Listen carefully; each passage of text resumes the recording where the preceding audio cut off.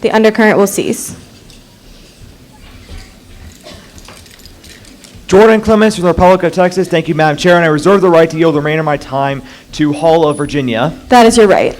My fellow delegates, while I do believe that abortion should never be fully illegal, we must remember one important thing. At 8 weeks, the child has a heartbeat. Basic biology tells us that in order for a heartbeat to occur, the child must have a nervous system. And with a nervous system, that child can feel pain, my fellow delegates. The child feels pain. We should not force that child to go through pain. And there's such thing as a silent scream, which happens between the weeks of 8 and 21, where the child literally opens its mouth and is assumed as a scream right before the abortion is completed. Also, my fellow delegates, the whole viability thing, in my opinion, is entirely hypocritical. The human infant is one of the few species that does not have any instincts at infancy. The human infant must be protected by the mother and father at all times because it is vulnerable. If a predator comes, the baby will not be able to fend for itself. If the baby is left in the forest, it will die because it cannot feed itself. By that logic, that baby is not viable because it is, and therefore, under this proposal, it would have the right to be killed. But we wouldn't do that, right? Of course we wouldn't. So why don't we apply it to this proposal? Because viability is incredibly hypocritical, and with that, I yield the remainder of my time to Hall of Virginia. 30 seconds. Thank you. Rachel Hall from the Commonwealth of Virginia. I would like to point out one thing that I find terribly wrong with this proposal is that an abortion is compared to a colonoscopy and is said to be less dangerous than undergoing a colonoscopy, which is absolutely false. The undisputed risks of immediate medical complications from abortion include blood clots, hemorrhage, incomplete abortions, infection, injury to the cervix, and other organs. Abortion can also cause cardiac arrest, respiratory arrest, among many others, including psychological effects. That is totally false, and abortion is very dangerous, and we need these state laws because it is unconstitutional Thank you, also. Delegate. Your time has elapsed. Chair will now seek to recognize a pro speaker. Is there a pro speaker on the floor? Chair recognizes Tamayo, Massachusetts.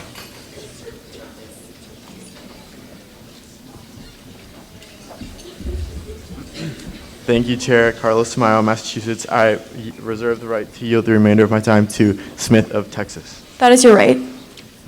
The right to choose is a fundamental human right.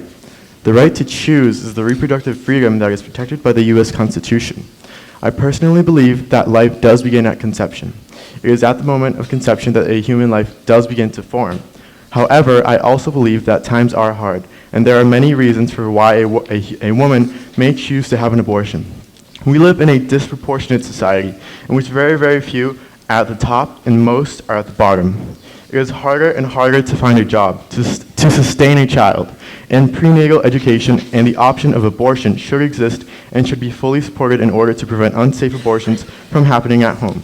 Let's face it, people are going to get pregnant, and unfortunately, not everyone will want to or be ready to have that baby. This is the reality.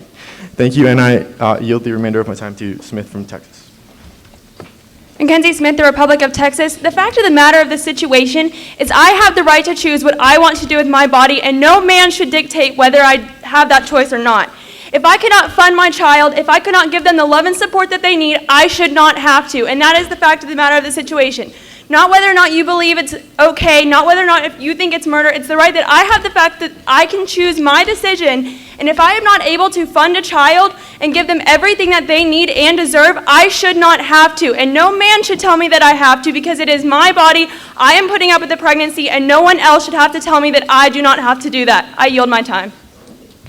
Thank you, Delegate. Amendments are now in order and will remain in order for 10 minutes. The chair will now recognize a con speaker. Is there a con speaker on the floor?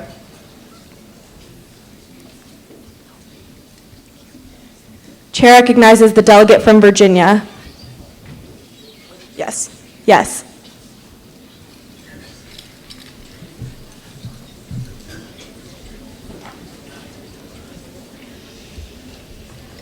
Matthew Withers, Commonwealth of Virginia. I reserve my right to yield any remaining time for Gross from North Carolina.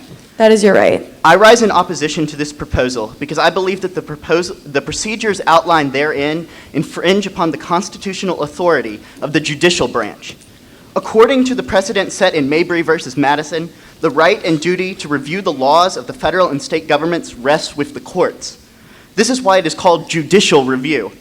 This proposal seeks instead to vest the power of judicial review in the hands of the presidentially appointed members of the Department of Health and Human Services.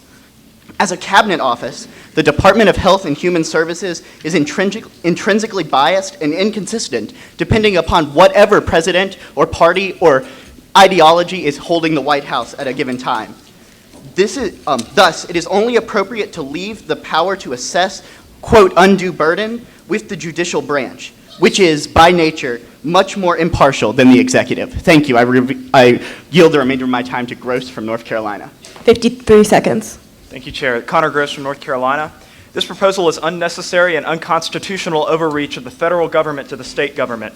The overturning of all laws implemented by the state elected officials is a blatant and immoral disregard to the state and municipal government, and it puts a dangerous and tyrannical amount of power into the hands of the federal government. Furthermore, I'd like to state that I fully support the right of a woman to do what she feels right with her body. However, it is common sense to understand that it is not just her body that is affected, for she is not the one that dies. Some may argue that it is wrong for me to argue against abortion because I am a male and can never have an abortion, but I would argue that it is wrong for any of us to argue in favor of abortion because we have already been born and can never be aborted. Now that I've told you my opinion about abortion, I recognize that many of you have a different opinion, and I respect the opinions of all, but I think that the federal government should do the same. If the elected officials of a state government choose to enact laws that align with the views upon which they are elected, it is completely within Thank you, Delegate. Your time has constitutional elapsed. The chair will now recognize a pro speaker. Is there a pro speaker on the floor?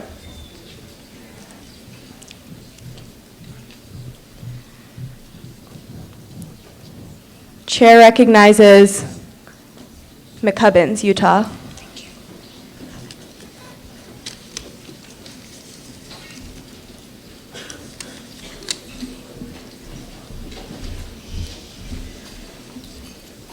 Cole McCubbins, Theo-Democracy of Utah.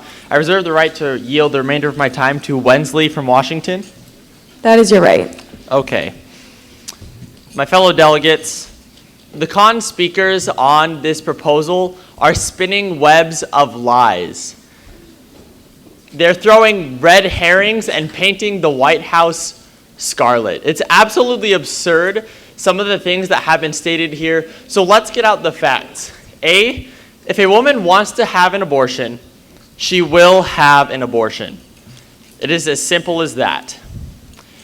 B, none of us like abortion. By being pro-choice, it doesn't mean that we like abortion. What we say is that we like a woman's right to choose what happens to her body because it is her fundamental human right to do so. I yield the remainder of my time to the delegate Wensley from Washington. Thank you, Annie Wensley from the state of Washington. On June 27, 2016, the Supreme Court ruled in Whole Women's Health v. Heller said that these trap laws are overall unconstitutional. In fact, the notorious Ruth Bader Ginsburg stated that it is beyond rational belief that trap laws could genuinely protect the health of women and certain that the law would simply make it more difficult for them to obtain abortions. These trap laws do little or nothing for health, but rather strew impediments to abortion. This ruling just 10 days ago set a new national precedent against trap laws, but it didn't accomplish enough. It is now our opportunity, our chance, our choice to not only address the laws in states such as Wisconsin, Louisiana, Mississippi, Alabama, Florida, and Oklahoma, but to take proactive actions to end trap laws nationally once and for all. Thank you. Thank you, Delegate. Chair will now recognize a con speaker. Is there a con speaker on the floor? Chair recognizes Lyle, Tennessee. The undercurrent will cease.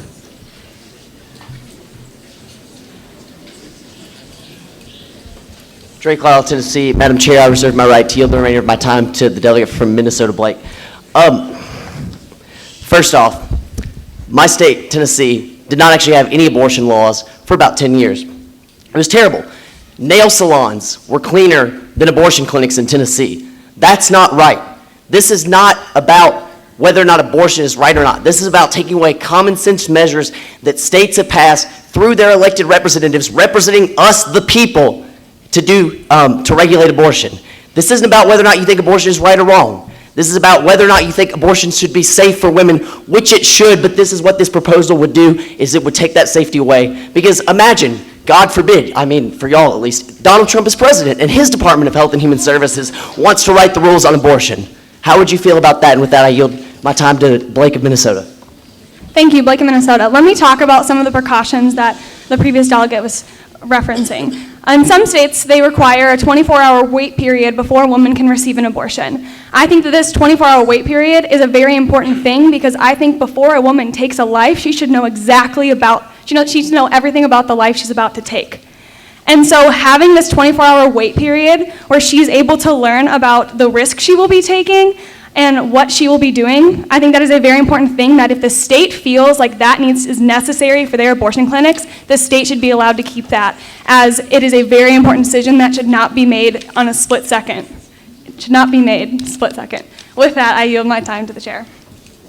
Thank you, Delegate. The chair will now recognize a pro speaker. Is there a pro speaker on the floor? Chair recognizes Osborne of Michigan.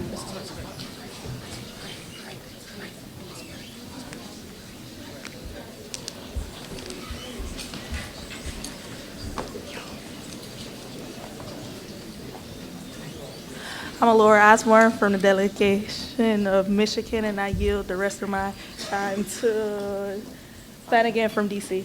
You may have that right. Okay, so like the previous delegate already said, that if a woman wanted an abortion, she's going to get abortion regardless, whether or not it's in a back alley, whether or not it's in a clinic, or whether or not it's in a hotel room getting beat with a lamp. If she wanted an abortion, she's going to get it. Why not have her get an abortion at a clinic where it's safe?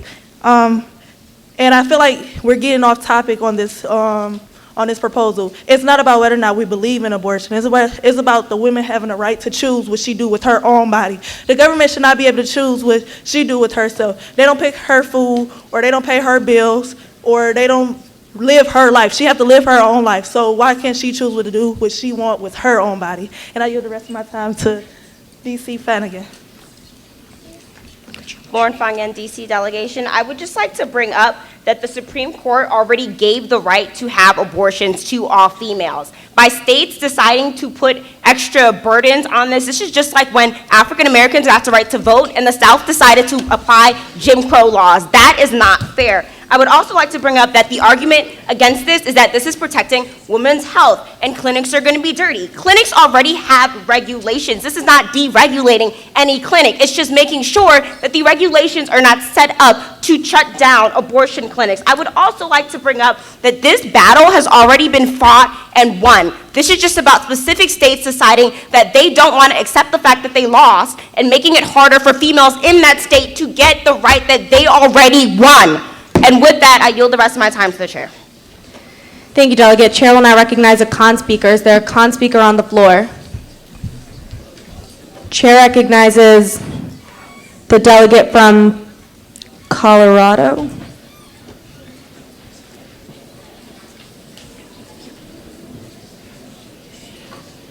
The undercurrent will cease.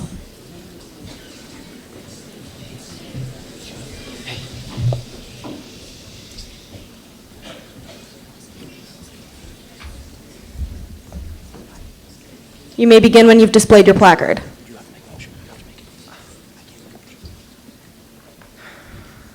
Thank you, Madam Chair. I would like to motion to extend debate for 2 more rounds. Delegate, you did not introduce yourself. Chair will now recognize another con speaker. Is there a con speaker on the floor?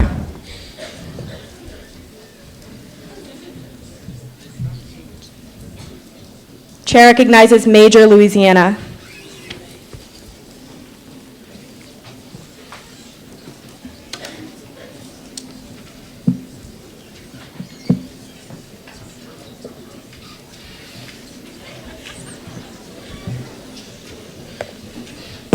Undercurrent will cease. Delegate, your time has begun. Major Louisiana, I'd like to reserve my right to make a motion. That is your right. Motion to extend debate 2 rounds. The motion before this General Assembly is to extend debate on this proposal by 2 rounds. Will all those in favor, please, in your normal speaking voice, say aye? Aye. Will all those opposed, please say nay? Nay. The motion carries. We will extend debate by 2 rounds. Can I make another motion? You may not. Okay. You may give a con speech.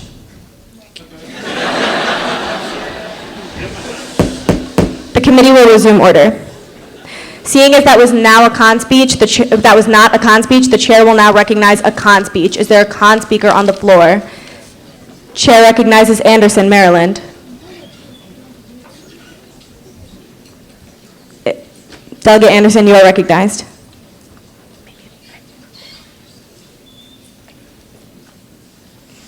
North Dakota.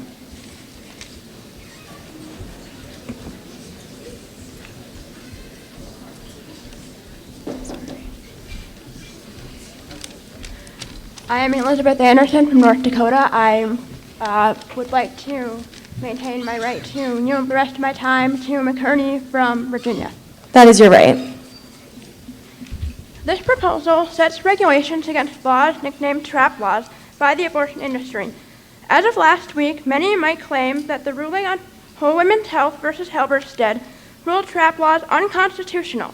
Due to the fact that my state has such laws, I called our sole abortion clinic to inquire about the impact of the ruling.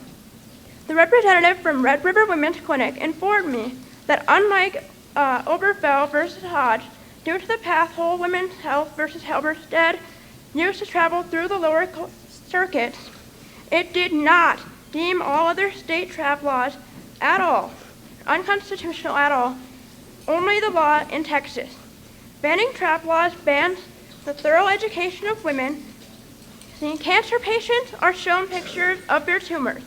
Why shouldn't women be shown ultrasound? No ultrasound is a viewing of the actual abortion. Also, the example of Red River Women's Clinic, all their doctors come from out of state. Why shouldn't they have admitting privileges if something goes wrong? Roe v. Wade called for abortion to be safe, legal, and rare. But all this proposal calls for is legal. I now yield the rest of my time to McCurney from Virginia. 40 seconds. David McCurdy, Commonwealth of Virginia. While reading through the proposal for action, I came across one or two things that did lead me to some questions. It said in the proposal for action that it must not limit abortion because a fetus is viable. And I'm sorry, I misread that. Must limit abortion only based on fetus viability. So that from that I got the thought that if a woman does wish to have an abortion, however, she is medically unfit to have that abortion, does that mean that she can still have the abortion because of fetus viability? She should not be able to have that abortion if it is detrimental. Thank you, Delegate. Your time has elapsed. The chair will now recognize a pro speaker. Is there a pro speaker on the floor?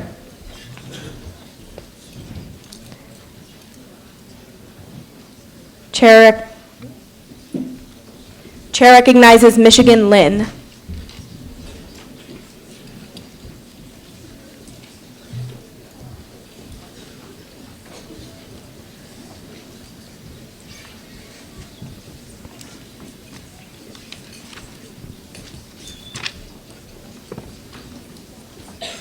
Connie Lynn, Michigan delegation. Thank you, Chair. I reserve the right to yield my time to Blight from North Carolina. That is your right. What if it was as hard to get a gun as it is to get an abortion? People can get a gun without undergoing a background check, and yet women are restricted from the basic right of choosing what they do to their own bodies. Our country calls ourselves a champion of freedom, a champion of human rights, and that is exactly why it is so shameful, so embarrassing that our country oppresses women and controls their basic choices about their reproduction. My body is mine, not the government's. Your body is yours, not the government's. It is only fair that we allow women to make their own choices. If you don't want an abortion, then don't get one. It may not be your business to stick your head in other people's bodily choices. We need to pass this proposal to ensure women's rights. Thank you, and I yield my time to Blight from North Carolina. 1 minute and 6 seconds. Alexia Blight from North Carolina. Okay, so I'm not going to stand here and tell you I'm pro-abortion, but other people that is their right. So we all know that rape is real. 25,000 and 32,000. Let's take that into consideration. Between 25,000 and 32,000 become pregnant because of rape. And, they might not have that option to terminate the pregnancy because of, these standard laws. Okay, so abortion, no one likes it. No one wants to do it, and, and if you do, that's your right. Okay, and with that, I yield my time to the chair. Thank you, Delegate. Chair will now recognize a con speaker. Is there a con speaker on the floor? Chair recognizes Graham.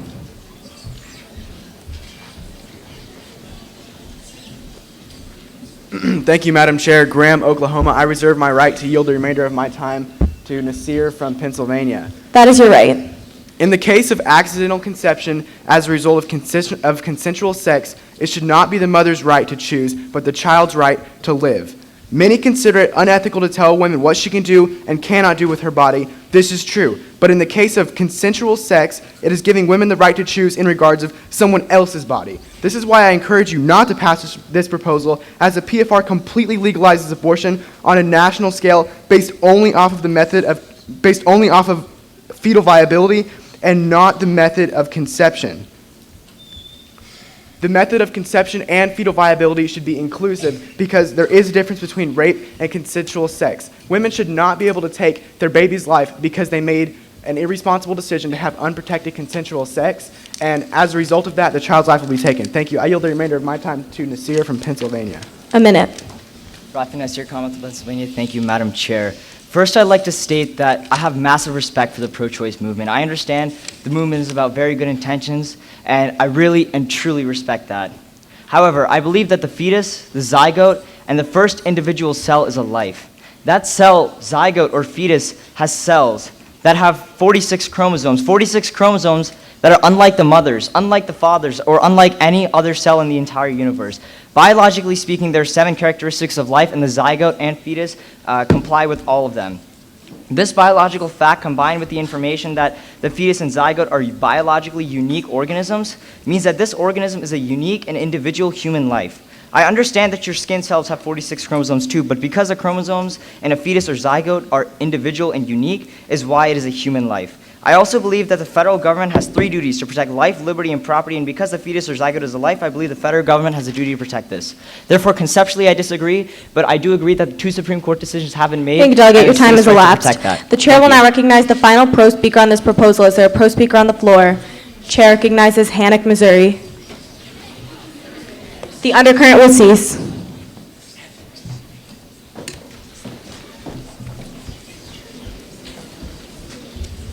Delegate Hannock from Missouri, and I reserve my right to yield any remaining time to Delegate Hannock from Missouri. That is your right. The U.S. Supreme Court has declared abortion a fundamental right guaranteed by the United States Constitution. I am not anti-life, I am pro-choice. Circumstances have put women in a position where abortion is the least self-destructive option available to them. I'm going to hit you with some stats. According to a study conducted by the Guttmacher Institute, 68% of women who have abortions in the United States said that they cannot afford to have children. 27 cite this as their primary reason for terminating their pregnancy. 20 cite health reasons. 38 are young women either hiding pregnancies from their parents or ordered by their parents to terminate their pregnancies.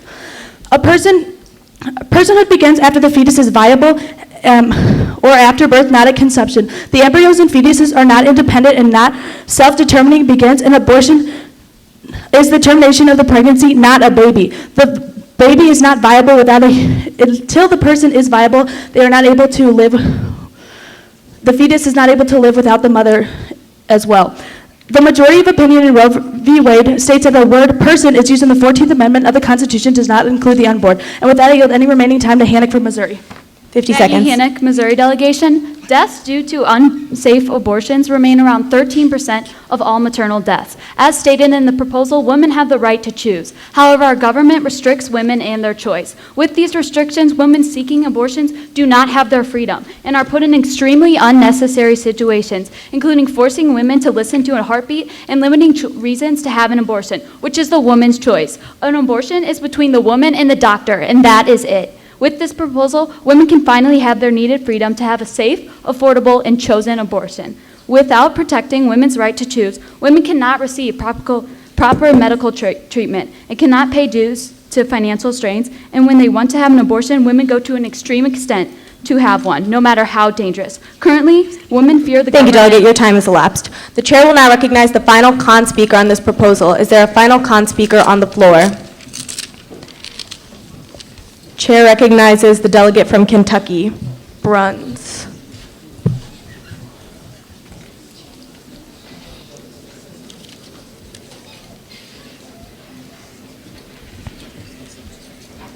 Your time has begun.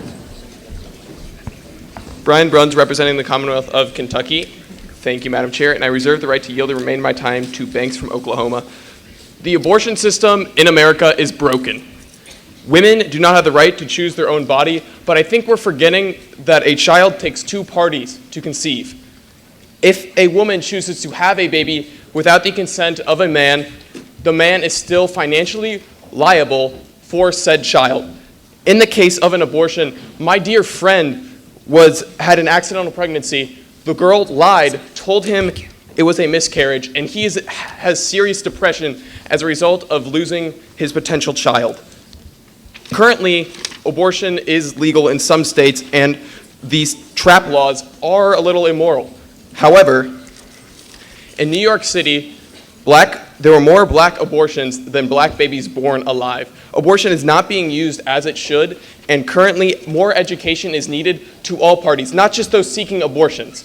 At the young age when sex is taught, abortion should be taught, as well as comprehensive sex education, not just abstinence only. There are many things that are wrong with the system. Trap laws have some issues, but as a whole, they are not all bad. Thank you, and I yield my time to Banks from Oklahoma. 40 Thank seconds. you, Chair. Banks, Oklahoma. I'd just like to point out that I don't think abortion is wrong up until a certain point. This is saying that he wants to make it to where abortion can be done after a fetus is viable, which is after the first trimester. You are killing a living thing. The heartbeat starts at 18 days, which to me, that's just morally incorrect. And we're not here to talk about morals. We're here to talk about the constitutionality of it and whether or not this is correct. And to me, it doesn't fall underneath what Roe versus Wade was. So with that, I'd like to yield my time to the chair. Thank you, Delegate. Seeing as that was the final round of Con-Pro debate, we will now move on to the author's summation. Delegates are reminded to stay quiet throughout the author's summation, and though I appreciate your attempt to make other delegates quiet, shushing contributes to the noise.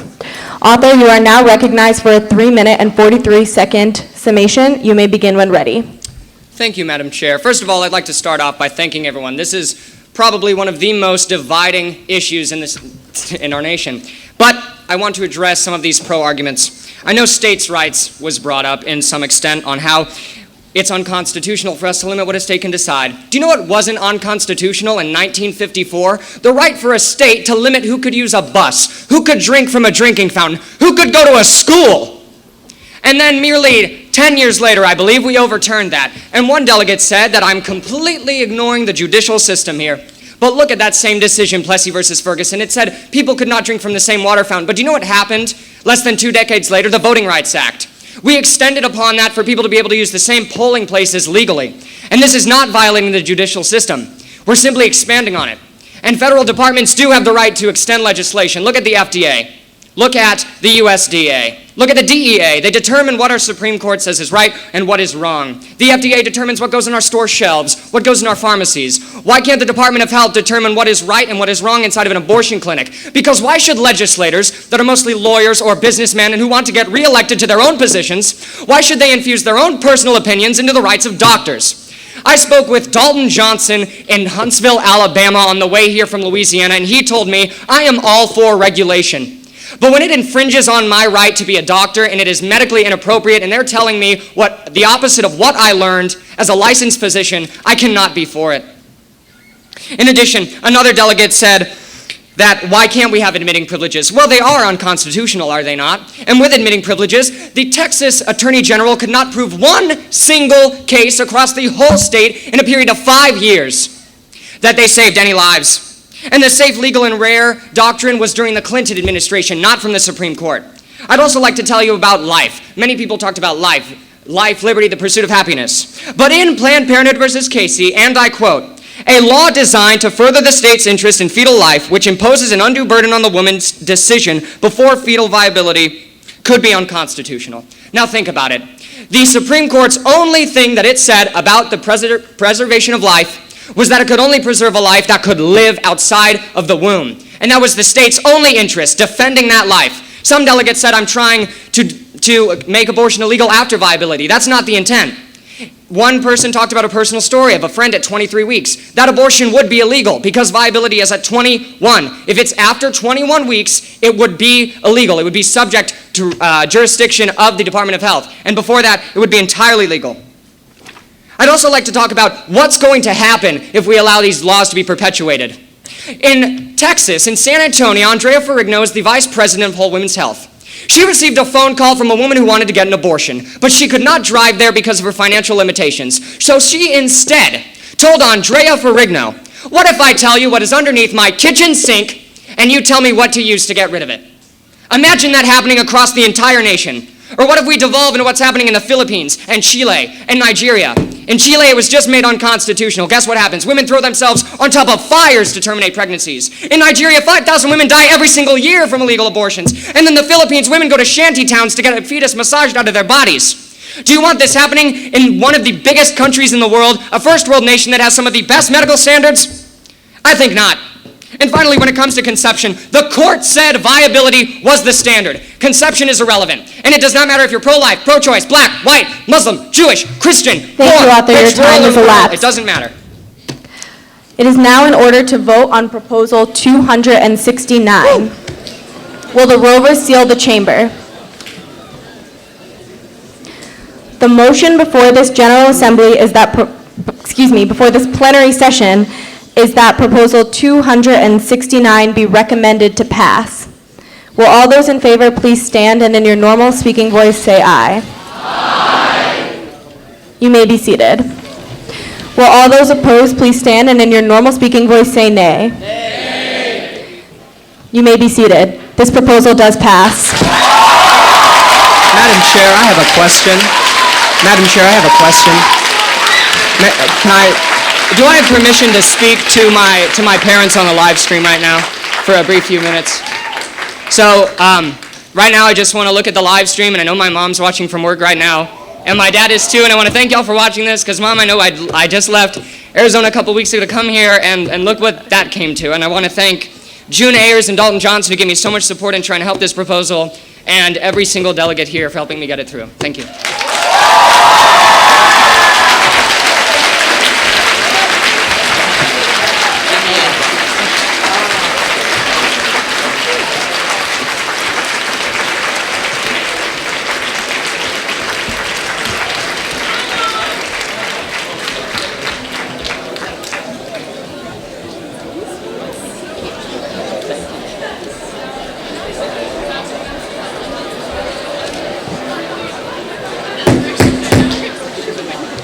Oh, wait. Yeah, I ripped out the page. Excuse me, delegates. The chair will hear a motion to adjourn until after lunch from a delegate who has not spoken all week.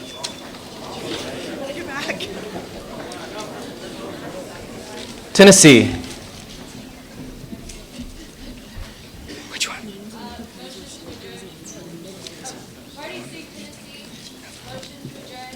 There is a motion on the floor to adjourn until after lunch. Is there a second? Second.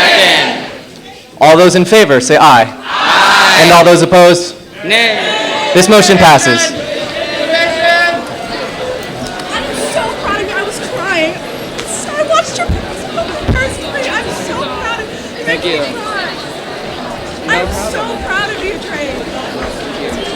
Congratulations. You did amazing. Your proposal was just Thank you. Thank you. Thanks a lot. Bring it in. Thank you. You know I'm sweet for you every time. Thank you so much. Thank you. Thanks a lot. Holy cow. Thank you. No problem. And that's what I'm here for. I didn't know you were going to hug you because it was so good. Can I take a video with you? Sure, why not? I've never seen a man so, like, pro-choice. It really made me really happy. Thank you. No problem. That's awesome. I wish we could have had more time. But I'm not Nice to meet you. I'm trying. Excuse me. I did get asked. She was like, like back. Which one is it? I've got like Yeah, okay, it's these two. I didn't know if you'd be able to read all my jump on it. I was trying to see if I could short it.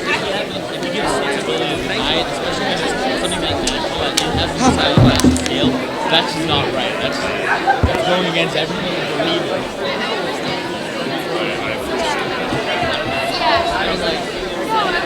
Yeah, I'll make a note. It's not the clerk who decides who speaks in his chair. That's amazing. Your parents must be so proud. Like every single CONA they brought up, you addressed all of it. Thank you so much. I had to say that. I wanted to use it in my closing statements, but I was like, sure.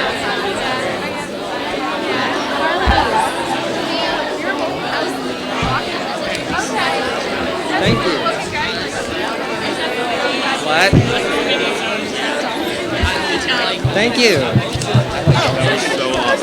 Thank you.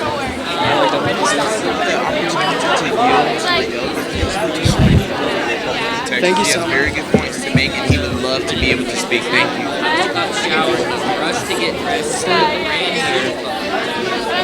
I rated my class. I'm on the same I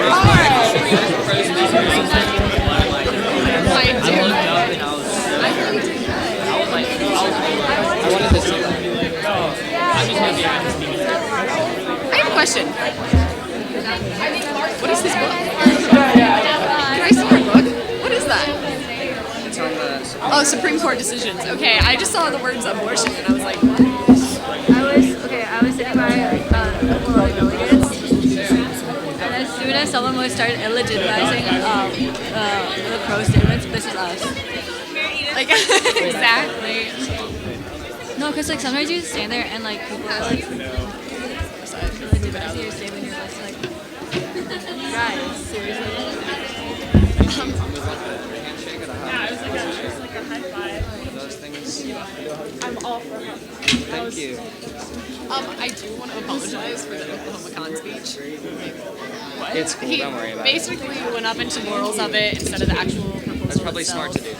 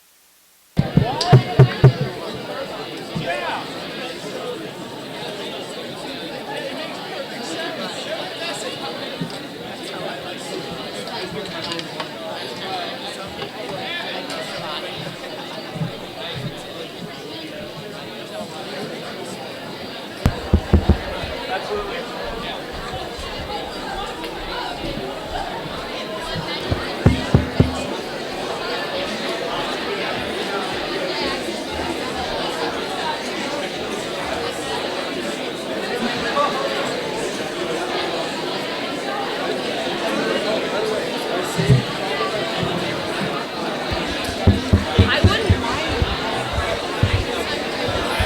Yeah, I know.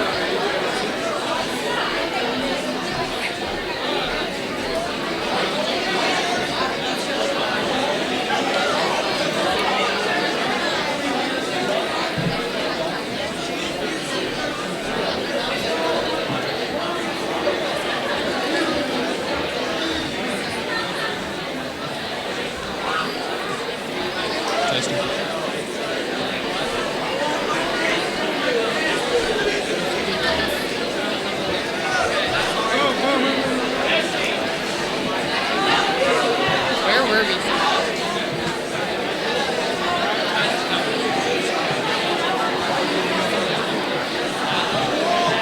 You want to go in? You want to go first? What? You want to go first? You don't have to follow? Yeah, I'm gonna spread the anarchy. I did. Oh, it's over there. We were talking about abolishing the government. Left side. Like the left section? Near the back, right? Near the back? Why? You're still sitting by me, right?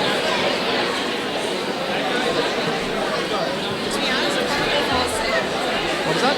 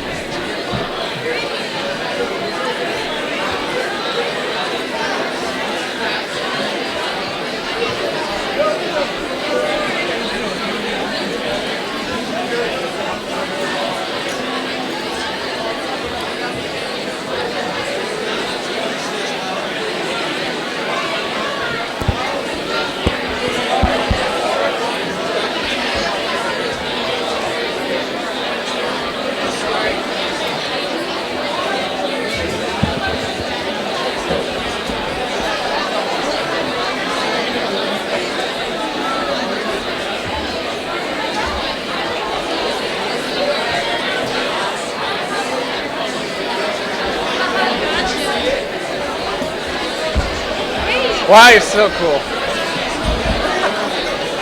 Very athletic.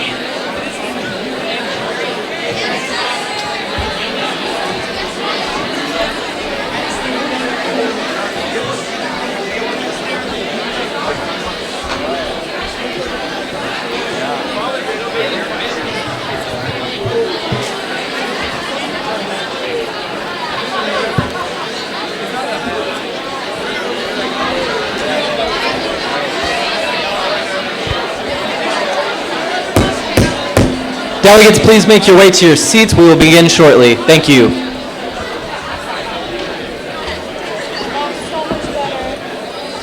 Hey, what did you need me for?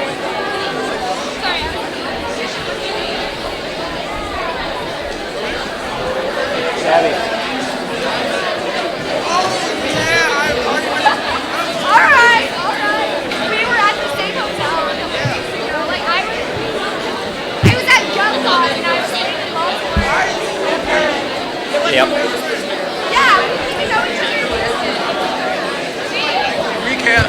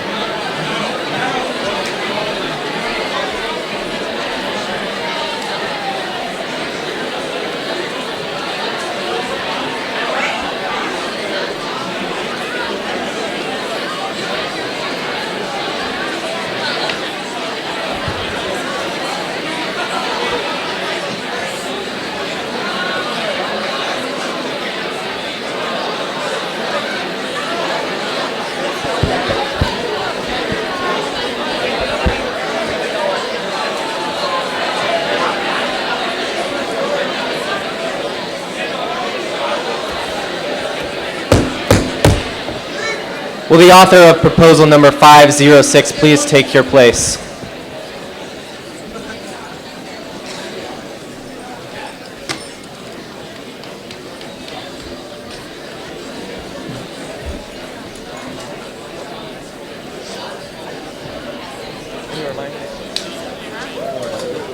It's like not tropical.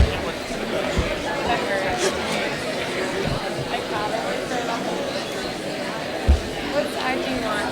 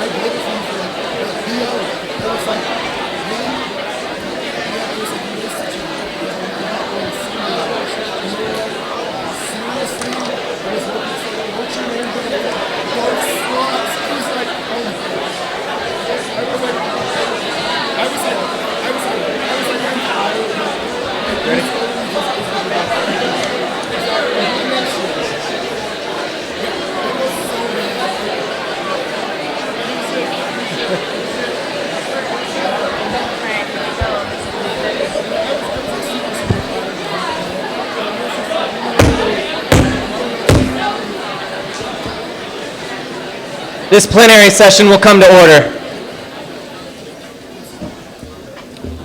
Before we begin, delegates, be reminded to continue being gracious and respectful during debate. We've had a wonderful morning thus far. We want to continue that into the afternoon. Please give your utmost respect to the rest of the proposal authors. We are now in line to hear proposal number 506. Will the clerk please read the title and any attached amendments? To alter the status of drug use from a criminal offense to a public health concern, there is an amendment. Add to line 28. Retroactively reduce sentencing for drug use offenders and open up the rehab programs to them.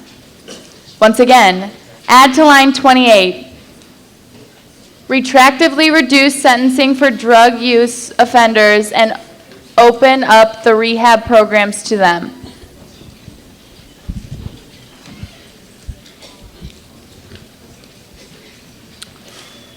Author, you are recognized for your 4-minute opening statement. Begin when ready. I thank the chair. Keelan Lewis, the Republic of Texas. The war on drugs has been an absolute failure. After 100 years of trying to stop drug use in the United States, we are left with 2.3 million people in prisons, 1/5 of which are in there for drug offenses. We are left with Latin America and Mexico tearing themselves apart in an effort to get drugs in the United States. We have wasted $55 billion every single year trying to put drug offenders in prisons, but I believe that that is not the worst thing we've done. The worst war crime we've committed in the war on drugs is that we've mistreated innocent civilians and the people we've been trying to protect. I am talking, of course, about addicts. There are 24 million addicts in the United States of America as I speak, and only 11% of them receive any form of rehabilitation. This proposal will protect these individuals by, first, protecting them from imprisonment by, instead of sending them to jail, giving them a small fine or mandatory rehabilitation. Secondly, by allowing them the rehabilitation process to be improved by allowing them to use other forms of illicit drugs or methadone in order to prescribe to addicts and giving them safe injection stations and needles. And finally, giving them employment and housing opportunities after they get out of rehabilitation for them to become productive members of society. Jail is not rehabilitation. It does not help people. Many people have finally discovered that the connection between use and jail is that of negativity. Instead of helping people get off drugs, sending people to jail actually makes it worse because now they're depressed and now they're even more dependent on the narcotics that kept them stable than they were beforehand. Now, to emphasize the fact that this is about people and not about drugs, I want to tell you a story about the first death in the war on drugs. Billie Holiday was a musician of the African American community. She spoke out avidly against racism and lynching in her song, Strange Fruit. Now, she had a terrible history. Her father died of pneumonia because no one wanted to treat a black man. Her mother was a prostitute in order to make ends meet. She was raped when she was a girl and had to follow in her mother's footsteps and become a prostitute as well. After she escaped prison, she found one thing that kept all of the pain away, and that one thing was heroin. At the age of 44, Billie Holiday passed out and was sent to a hospital. There, the doctor tried to prescribe her methadone, and for 10 days, she recovered. However, the police arrived. They cut off her supply of methadone and interrogated her in her bed. And there, Billie Holiday died. At her eulogy, the pastor said, "None of us should be here. With the beautiful talents that God gave her, she should have lived to be at least 80 years old." This proposal is dedicated to Billie Holiday and the millions of drug addicts that are just like her, that are treated like criminals instead of like human beings. With that, I yield the remainder of my time to my summation. You have yielded 1 minute. We're now in line to hear 4 minutes of non-debatable technical questions. Are there such questions? Tennessee, Texas, South Carolina, Texas, Virginia, Alabama, Oklahoma, South Carolina, Massachusetts, Florida, Texas, Florida, Kentucky, Louisiana, Wisconsin, far in the back, Alabama, Missouri, North Carolina, and Virginia. You got a point. Aaron Clays, Commonwealth of Virginia. Does this apply to trafficking or just possession? Just possession. Ben Palmer, Tennessee. So someone was charged with the drug use or the drug possession, and they were charged with the rehab. Who would be paying for the rehabilitation? We'd be paying with the money that we saved. Jordan Clements from the Republic of Texas. Will the drugs be taxed? No. Melissa Perez, the Republic of Texas. If a person cannot afford the fine mandated along with rehabilitation, will they have to serve jail time? A very short amount of jail time, yes. Lillian Bond, the Republic of Texas. Will this sale, distribution, and cultivation still remain illegal? Yes. Thank you. Dixon, Oklahoma. How will this fine be varied? It's going to be anywhere from $50 to $100. Thank you. Thank you, Sir Chair. My name is Hannah Townley, and I am from Florida. Will your proposal require any psychological or psychiatric rehab for offenders? That's included with the drug rehabilitation, yes. Thank you. Lydia Page Moffitt, family of Alabama. In reference to line 24, how much would the small fine be? About $50 to $100. Jaylene Salache from the Republic of Texas. How much money is currently being spent on the drug on wars? Anywhere between $55 and $80 billion. Sydney Hire, South Carolina. Do the social reintegration programs outlined in your bill already exist, or would they have to be created? They would be created. Thank you.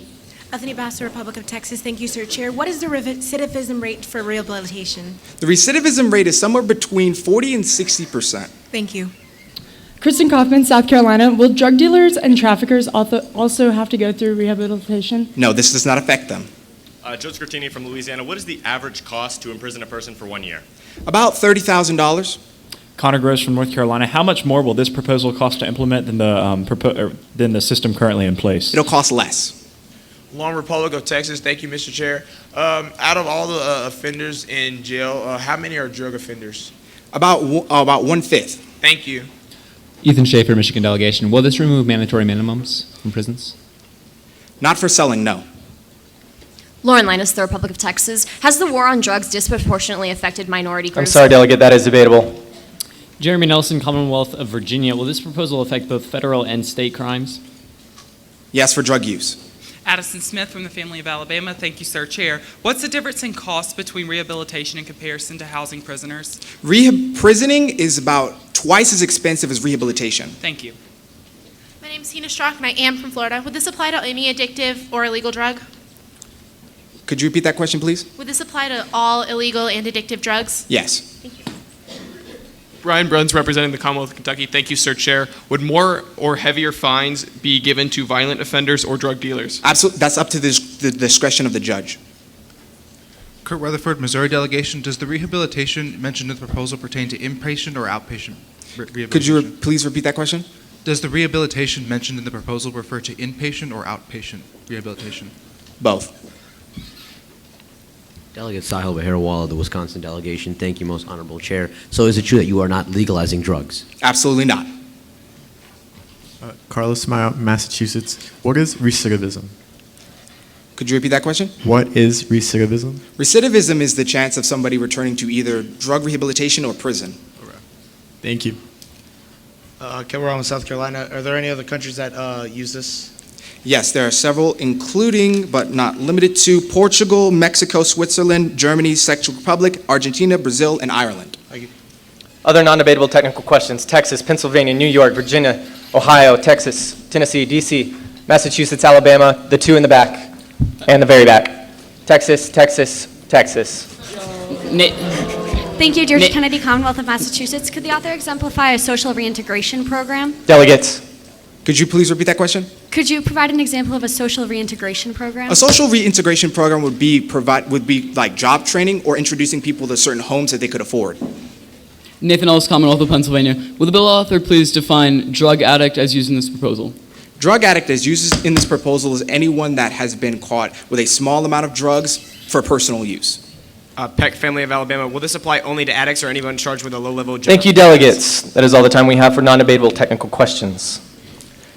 We will now hear from our CON intent speaker. Is the intent speaker from Tennessee on the floor?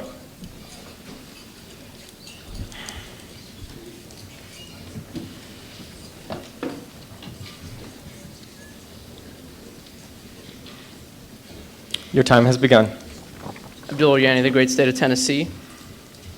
Now, first of all, I'd just like to point out that the author himself said that this is not actually going to address the commercial slave trade, nor is it going to actually regulate drug trafficking, so we're not actually solving the root at hand. But my three major problems with this proposal is one, its counterintuitiveness, one, its ineffectiveness, two, its ineffectiveness, and three, the exaggeration of costs. So I'd like to actually start out with former New York City Mayor Ed Koch, who describes drug legalization in this manner as being, and I quote, the equivalent of extinguishing a fire with napalm. Now, although the vast majority of us agree that the war on drugs has been a miserable failure without any substantial long-term successes, legalizing drugs would have a catastrophic effect on the nation. First, legalization of drugs in this manner would increase the use of illicit drugs and substances, because as today, the Center for Disease Control reports that 24.6 million Americans over the age of 12, and that's 10.2% of all Americans, use illicit drugs just this month, and this figure is increasing. And they also report that no less than 14.3% of Americans have purchased illicit drugs online alone, and this figure is also increasing. And what's also important to note is that the CDC states that these illicit drug uses occur mainly in impoverished areas, and if the growing trend of illicit drug use continues, we're going to see these effects cause generational poverty. So when you increase access through prescription and increase of supply, you're only increasing the access to people and their children. And that leads me to my second point, which is that it will lead to more experimentation of illicit drugs by the youth population, because when you legalize this prescription and the supply and you try to increase it, even if you're doing it medically, you're still increasing the access that it has to children through their parents and other means, which will have a significantly higher chance of causing them to be addicted, and this can lead not only to a diverse range of severe health complications, but it will also lead them to it will prevent them and bar them from reaching a higher and continued education due to severe neurological damages that these drugs may definitely have on children and adults as well, and the overall addiction that would certainly dominate their lives and hinder them from future prosperity and productivity. So while this proposal indeed reduces the amount of activity from the black market, which it states in the proposal, it's because they're eliminating a portion of the black market and just transferring it to the public arena. So we're not actually doing anything to solve the root problem of illicit drug use, we're just expanding it. Furthermore, if you actually look at doctors and medical professionals, you realize that they're never going to actually agree with such a proposal, and we're going to see huge backlash from the medical community overall, and therefore we get a 5 on feasibility on that point. But second of all, if we actually look at the top 10 medical companies living today and their profits, we see a total of $90 billion combined, whereas in fact, if you take all costs comprehensively, according to the United States federal government alone, we spend $350 billion each year to solve illicit drug use and combat it. So even when taking into account the money that the federal government's going to save from the reduced incarceration, the substantial increase in cost of the consequences of illicit drug use in the United States, including the vague and unspecified costs of the mandatory drug rehabilitation, fines, injection stations, unemployment assistance, and housing assistance. Thank you, Delegate. Your time has elapsed. We are now in line to hear from a pro-intent speaker. Is the pro-intent speaker from Texas on the floor? You are recognized for 2 minutes. Monica Early, Republic of Texas. In 2015, Weldon Angelos, a man, a father of 2, and an addict, was sentenced to a 55-year prison term despite being a first-time offender committing a nonviolent act of drug usage. Through this proposal, Angelos' nonviolent offense would have been treated as a public health concern instead of a criminal offense, resulting in incarceration. Angelos should have been given a drug treatment instead of being taken into custody. The United States incarceration rate is higher than any other high drug market area. The cost of incarceration in the United States is $24,000, while the cost of drug treatment is exponentially lower at $4,700. This proposal is aiming to cut taxes citizens pay for incarceration, the cost of health care for uninsured patients living with addiction, and the cost of law enforcement and court cases when crime rates drop and when fewer arrests occur. This proposal will save the United States $80 billion, money we could and should place towards rehabilitation treatment for the nonviolent drug offenders. Other countries have decriminalized the use of drugs, so why shouldn't the United States? $80 billion is at stake, as well as fellow human lives. Thank you, and with that, I yield my time to the chair. Thank you, Delegate. We are now in line to hear from a con speaker. Is there a con speaker on the floor? Maryland.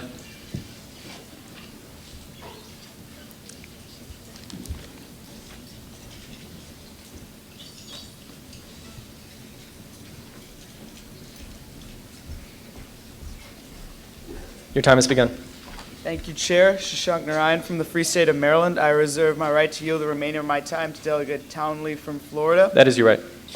One thing you guys need to get straight is that decriminalizing drugs will increase use, and this will increase drugs availability. Secondly, drugs are a public health issue, but there is also a criminal issue. There is a criminal issue because drug trafficking is what is causing the widespread gang violence, which causes most of the crime in this country. So I'd like you to take both of those things into account before you decide to decriminalize drugs in this way. I yield my time to Delegate Townley from Florida. Thank you, Sir Chair and fellow delegate. My name is Hannah Townley, and I am from Florida. And since I am from Florida, I'd like to tell you about the issues we have there. Because of our proximity to a lot of countries in Latin America, a lot of our ports have very expansive smuggling rings. They smuggle drugs and they also traffic people, many people. Drugs and human trafficking are directly linked, and if we decriminalize drugs, these rings, which have lots of expansive financial backing, they'll be able to continue doing what they do, and that'll just increase the human trafficking problem that's very much prevalent in Florida and in other states of our nation, and I yield the remainder of my time to the chair. Thank you, delegates. We are now in line to hear from a proponent speaker. District of Columbia. excuse me, Oklahoma.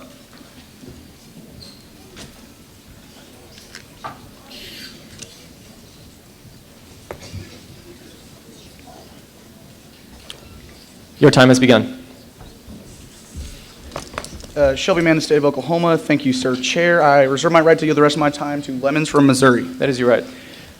Prisons are overcrowded. This is a plain fact I have heard over and over again this conference. But one statistic I haven't heard is this: 790%. 790% since 1980, when the whole war of drugs and bust on crime was really evident. 790% more people in our prisons than 30 years ago. I don't know about any of you, but this baffles and frustrates me.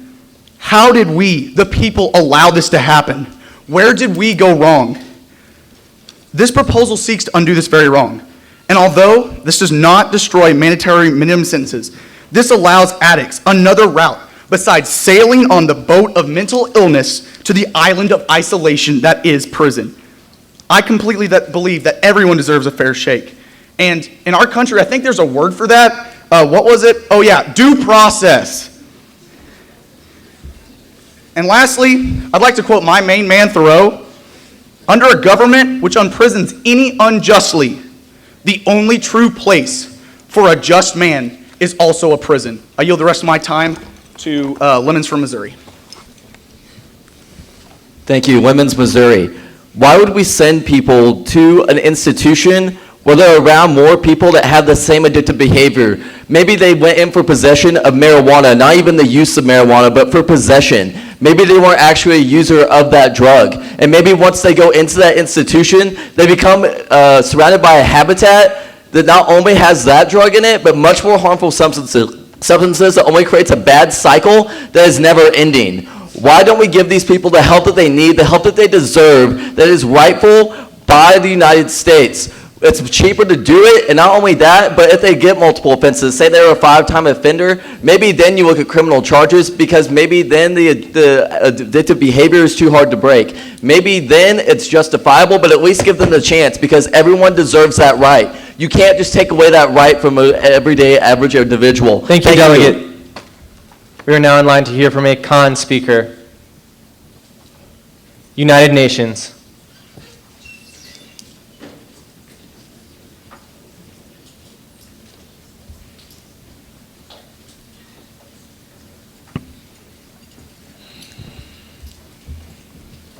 Delegates are reminded that amendments are now in order and will remain in order for the next 10 minutes. Alex Anderson, Model UN Delegation. Thank you, Sir Chair. I reserve my right to make a motion. That is your right. I motion to yield my rest of my time to Edwards from Delaware. That is your right. So, the one problem I have with this proposal is the fact that it has the program where there will be special drug injection stations. Unfortunately, drug injection stations are basically the corner where your drug dealer is.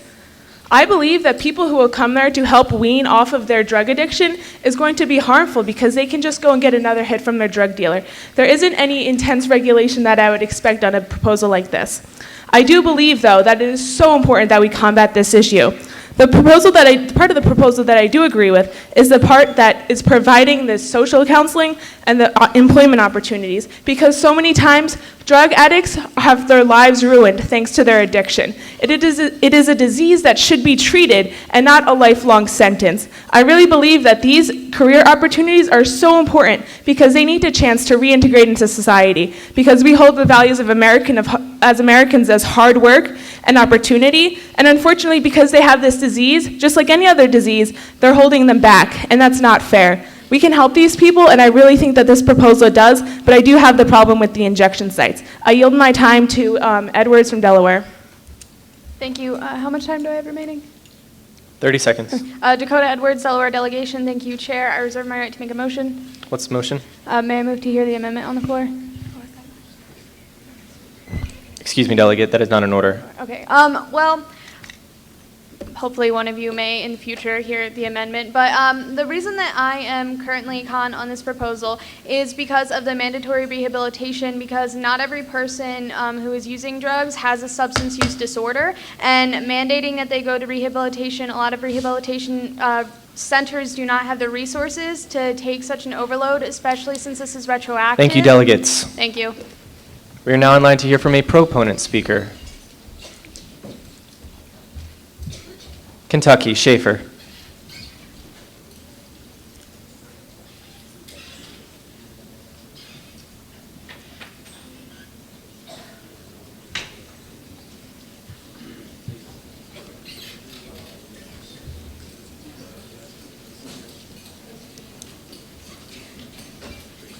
Your time has begun. Eliza Jean I reserve the right to yield the remainder of my time to Delegate Cuevas from Missouri, Michigan. Sorry. This proposal seeks to transform how we treat drug addiction, but I would like to focus on one drug in particular, a drug that disproportionately affects my home state of Kentucky, and that drug is heroin. The symptoms of heroin withdrawal include but are not limited to nausea, sweats, chills, vomiting, agitation, anxiety, insomnia, depression, muscle spasm, difficulty breathing, and difficulty feeling pleasure. The horrific combination of these conditions pushes many heroin addicts to commit suicide or take increasingly large doses of the drug. At a certain point, they stop taking heroin because it gives them pleasure and start taking heroin because it keeps death at bay. Simply put, these people need our help. And while yes, extensive rehabilitation will necessitate an increase in government spending, that increase will be made insignificant after huge cost savings in our prison system. 44% of crimes are drug-related, and it costs $30,000 to house one inmate for 1 year.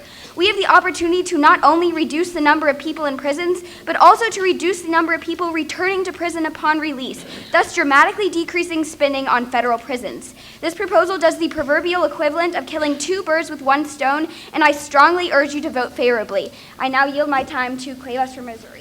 Xavier Cuevas, Michigan delegation. If you were in GA in Washburn, you probably know why I'm up here. Now, I am personally invested in this proposal, but with any personal investment aside, I'd like to address the fact that our stigma on the war on drugs and on our drug war has in practice become a war on the poor and a war on our minority communities, which does nothing to actually address the issue at hand.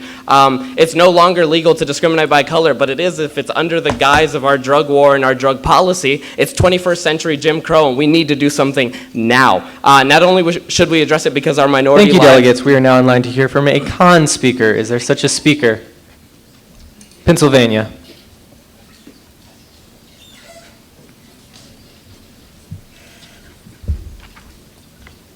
Wesley Sheeker, Pennsylvania. Thank you, Mr. Chair. I would like to preface this by asking you to temporarily disregard your position on the entirety of this issue and focus briefly on the wording of a particular line in this proposal. I would direct your attention to line number 24, where it says, legalize the prescription and supply of illicit drugs and injection stations for addicts. That is an extremely vague line, and it is worded in a way that it says it will legalize the prescription and supply of all illicit drugs. Consider the drug crocodile, a derivative of heroin which is extremely addictive. It is a flesh-eating drug. It was previously given by prescription in Switzerland until 1981. It is inherently dangerous for any nation to legalize a drug like crocodile without discretion. And there are many others that the wording of that particular line legalizes. Regardless of your position, it is irresponsible for us to pass this proposal as it currently stands, because it legalizes drugs like crocodile. And I urge you to consider this when you vote. This is something that cannot be overlooked. It cannot be overlooked. There's a difference between being vague and openly legalizing the supply or prescription of any and all illicit substances. I urge you to consider this. I yield my time to the chair. Thank you, delegate. We're now in line to hear from a pro speaker. Ohio.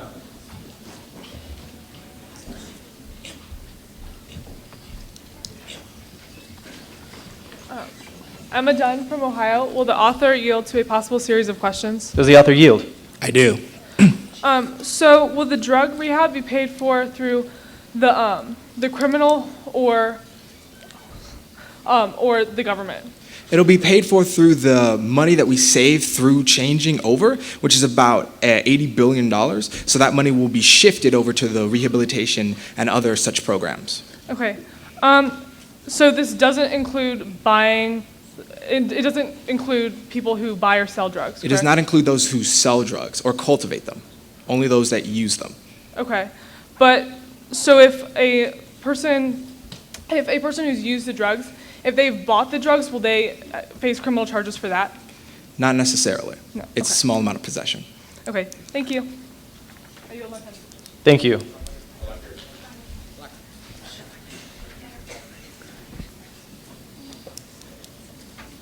We are now in line to hear from a final con speaker. Missouri.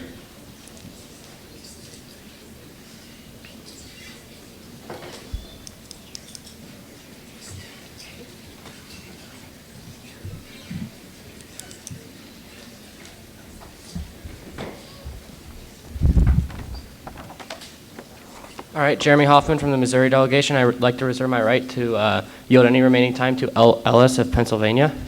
Please, you're right. My main issue with this proposal is it's inconsistent in defining the difference between addicts and drug users in general. I'd like to make you all aware, if you are not already, I imagine you are, of a drug called cannabis, and I think it's been fairly well proven that users of this drug are not in fact addicts. And under this proposal, it would require the users of marijuana to participate in this rehabilitation, although I think many of us agree that it would not be necessary. And with that, I'd like to yield the remaining time to Ellis of Pennsylvania.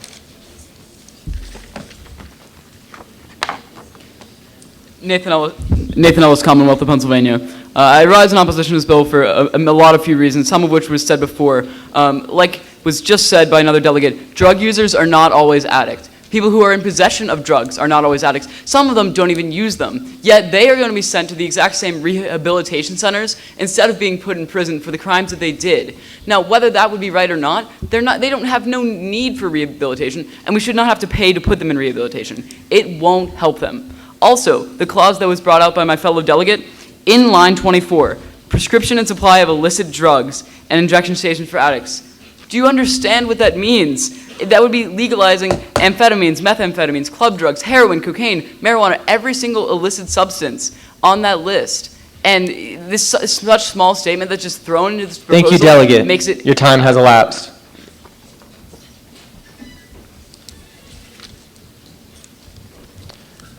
We are now in line to hear from the author. Author, you are recognized for 3 minutes for your closing summation. I thank the chair. Keelan Lewis, the Republic of Texas. I think it's very important that we need to address some of the con points that were made.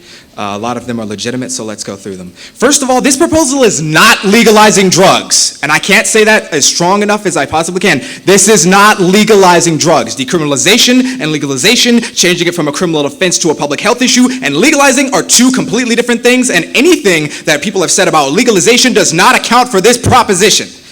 Secondly, trafficking... Delegates. Secondly, was the concept that trafficking is the actual root of the drug problem in America. Trafficking is not the root of drug problems in America. In fact, I've brought up an example where Canada completely dropped out the amount of drugs that were coming into the country, yet sellers were still selling and users were still using. Do you know why? It's because these individuals were still addicted to those drugs, and when we attack addiction, we stop the selling of drugs. Now, another point that was brought up was the fact that this would increase drug use. It will not. It will significantly decrease drug use, especially among the youth. Now, Portugal, as soon as it enacted it, saw a 20% drop in the individuals that were using drugs between the age of 15 and 24. And that is exactly what we're going to see with the proposal of this bill. Next idea is the idea of costs and resources. I remind everyone in this chamber that we're going to be saving $80 billion when we pass this piece of legislation, and that rehabilitation and prison sentences are significantly different in price. We can not only afford to supply these rehabilitation centers, we can not only afford to supply these individuals with the drugs that they need to wane themselves off, but we cannot not just afford to give these people housing and job opportunities, we can also roll that money over because we'll have so much left over into education, teaching people about drugs and teaching people how to be more productive members of society. Next, injection stations work. Injection stations have proven significantly to reduce the amount of addictionness and drug usage. Now, the next point is a very important point, is that not everyone wants to be rehabilitated. Now, that's a very important point, and I think it's a very good point that we bring up. However, think about the alternative. Not everyone wants to go to rehab, but I don't think there's a single person in this room that wants to go to prison instead.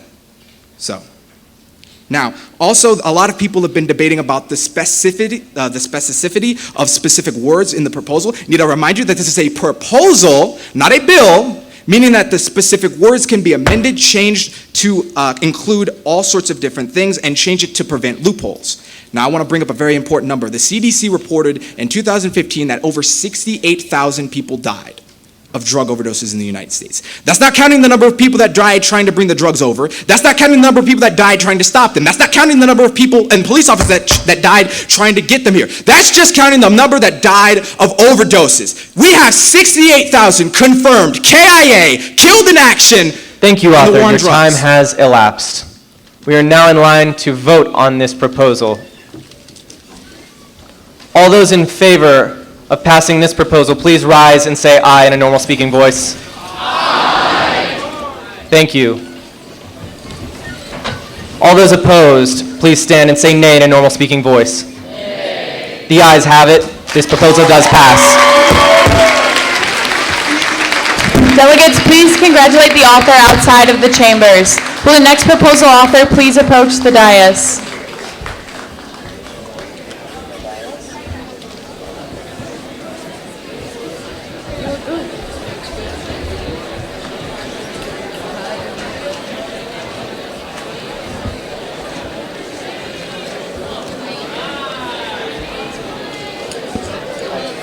Hey, thank you. Thank you.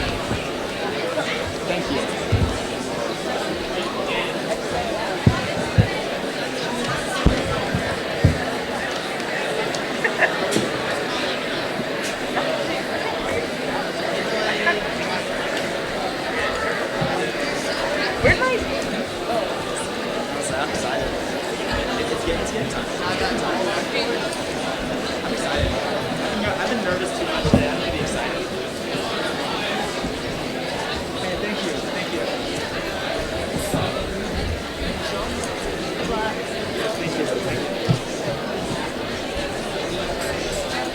Thank you.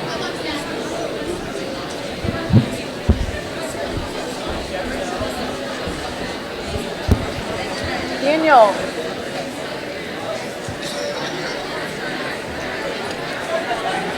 Luke. Get Daniel. We're starting.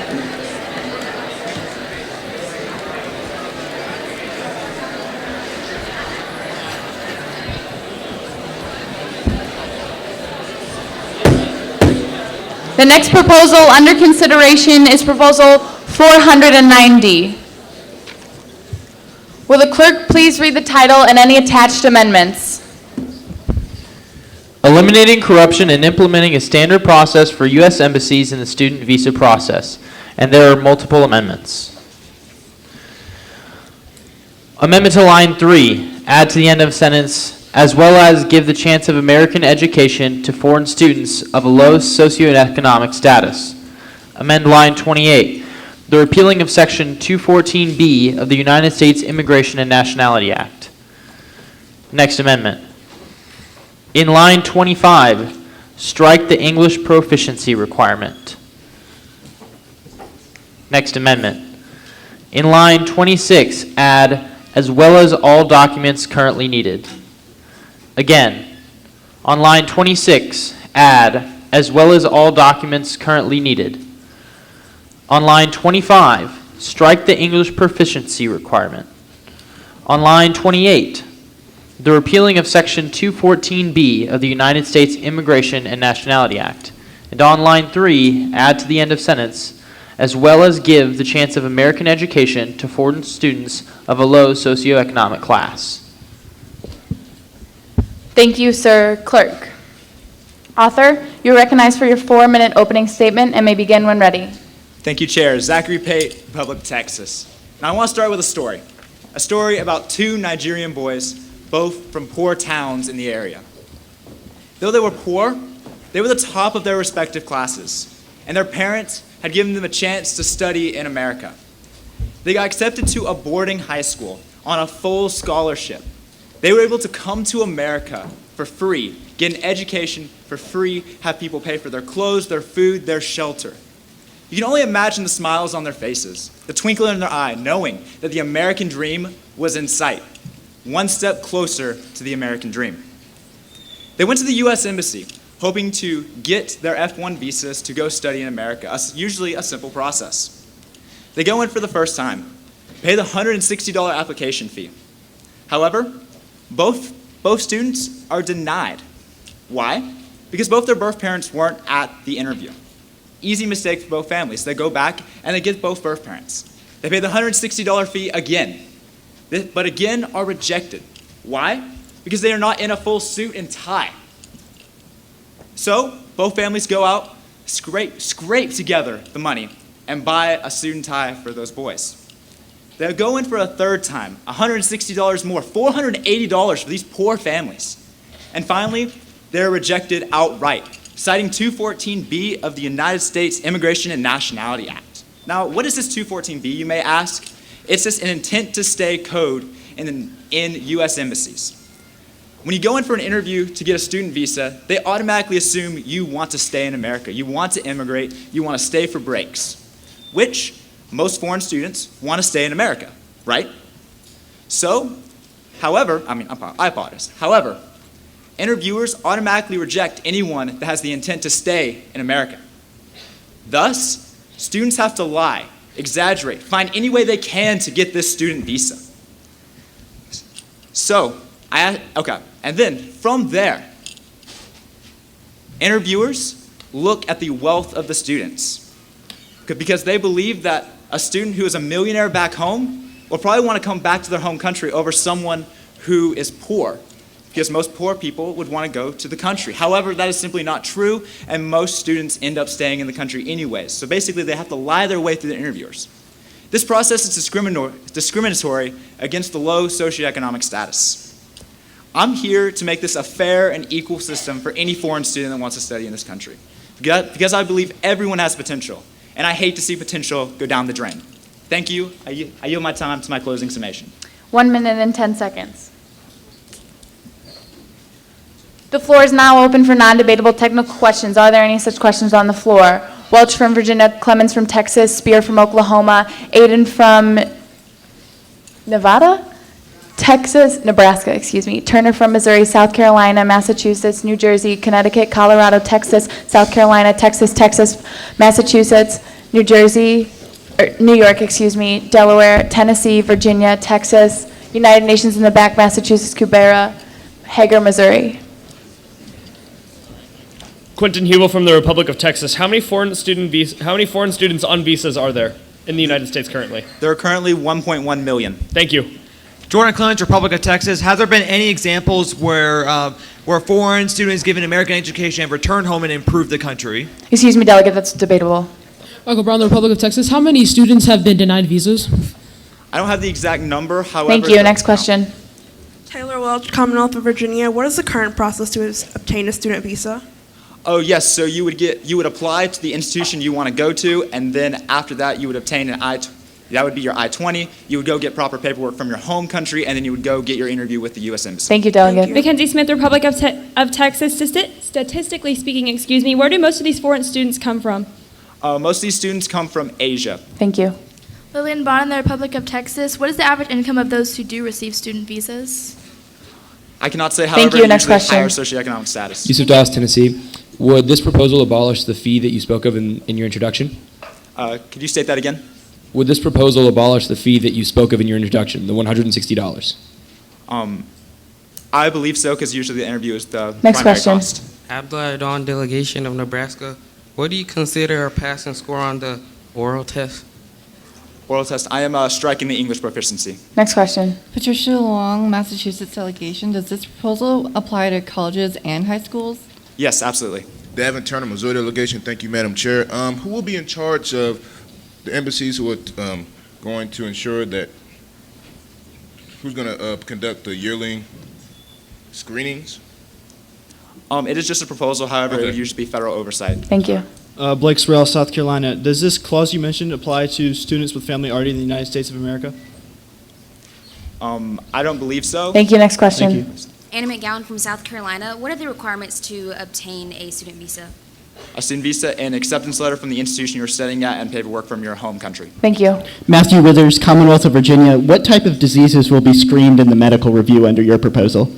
I don't have that exact. Thank you. Next question. Basic medical tests. Carlos Tamayo, Massachusetts. What percentage of students in America have a foreign student visa?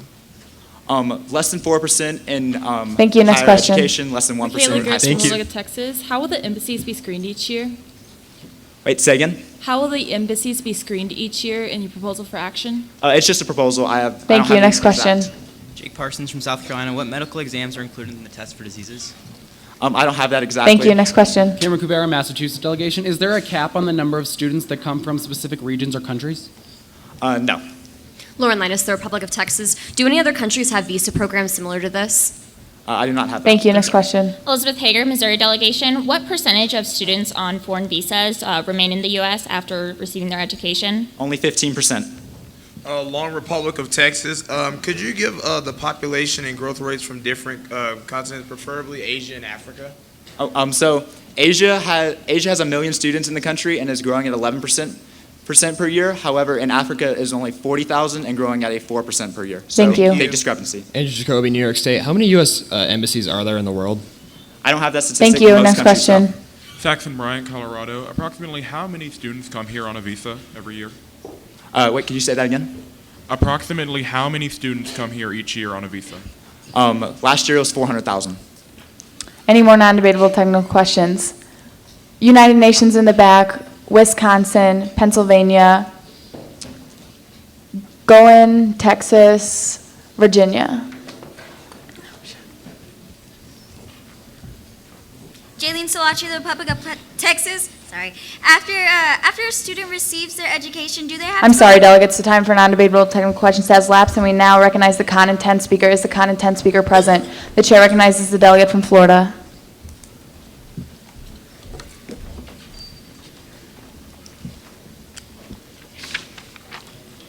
Thank you, Madam Chair. My name is Alex Foster, and I am from Florida. There are well over 200 embassies and consulates throughout the world that both provide student visas. However, this proposal says nothing about the screening or regulation of consulates, only embassies. Moving on, the purpose of these embassies, as stated by the U.S. Department of State, is to be a diplomatic delegation from one country to another. I don't believe homologizing all of these embassies to provide the same student visa process is appropriate, simply because every country is different and the situations and circumstances of those countries are different as well. If we do not allow our embassies to adapt to the individual cultures surrounding them at their own discretion, international relations between our country and theirs will fray. What I'm trying to say here is that this proposal sets a dangerous precedent. My main issue with this proposal is that our embassies can no longer provide student visas on a case-by-case basis.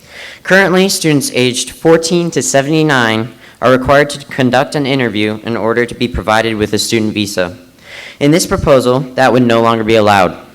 There is also currently an application fee and standardized test score requirement.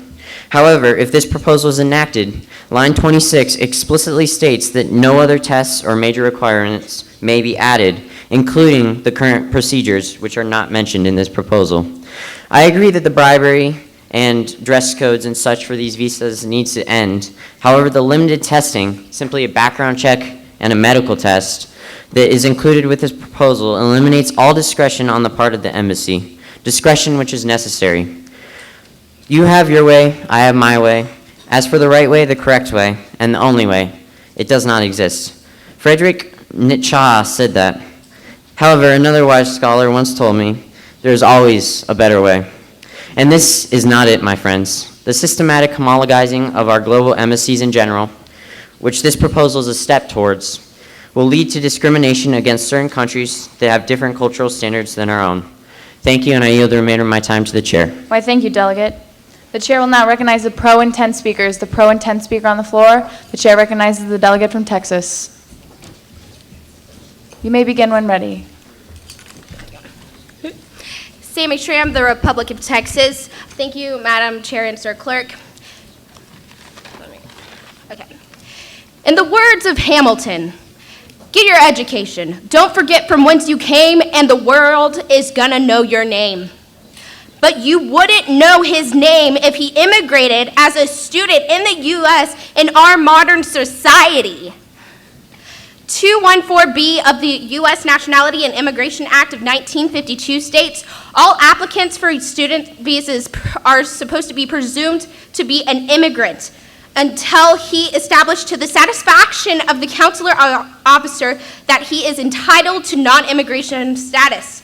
If the applicant does not establish to the satisfaction of the immigration officer that they are only here to study in the U.S., they will be denied a visa. Yes, the con that will be brought up is that these immigrant students will graduate and then take away jobs from the American people. However, if these students wish to stay in America to work, they must apply for a HB1 visa, in which only 15% of applicants actually receive the visa. This proposal does not interfere with the current HB1 applicant process. Another issue being addressed by this proposal is the current corruption in the U.S. embassies. U.S. Foreign Service Officer Michael Steston was charged with accepting over $3 million in bribes. This is not an isolated incident. Cabby Kutch, an immigration lawyer, says this practice is not legal, but it's commonplace. This issue is specifically addressed in line 27 of the proposal for action, in which will require annual screenings and audits to all U.S. embassies. Injustice such as discrimination in government should be... Thank you, Delegate. The floor is now open for con pro debate. Is there a con speaker on the floor? The chair would like to recognize someone who is yet to speak in this plenary session. The chair recognizes the delegate from Louisiana.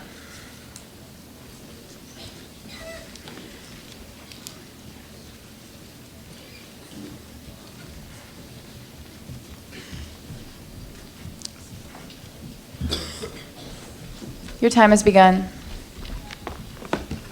William Hyman, Louisiana. I reserve my right to yield my time to Graham from Oklahoma. That's your right. Okay, I urge everyone to just step back for a moment and think critically about this. Section 214B is one of the few safeguards against illegal immigration in this country. All you need is a background check and a medical test. I mean, come on, people. The author said that applicants have to stay in, okay. While denial of admission to the U.S. is unjust, I can't read my own handwriting, but basically, there's a reason that we have student visas here, and there are other student visas, and frankly, I think it's unfair that people can just pass a medical test and a background check and just be granted admission to this country. Some studies say that up to 40% of people who are granted student visas stay in the country illegally. And I don't think it's fair to other people who are applying for citizenship into this country because they're trying to do it legally the right way. Thank you, and with that, I yield my time to Delegate Graham from Oklahoma. 50 seconds. Thank you, Graham, Oklahoma. The current reason that 214B is in place is because 40% of those on student visas stay illegally. That's an issue. Student visas are here to study, not to immigrate. If they wanted to immigrate, then they should fill out immigration forms, not student visa forms.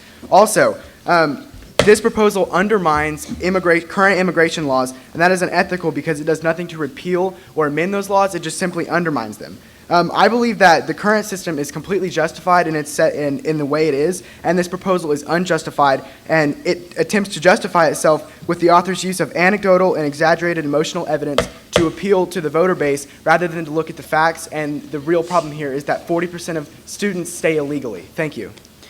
Thank you, Delegate. By your actions, you have yielded your time. The chair would like to remind delegates to please remain quiet while other delegates are speaking. It is now in order for a pro speaker. The chair would like to recognize someone who has not yet spoken in this plenary assembly. The chair would like to recognize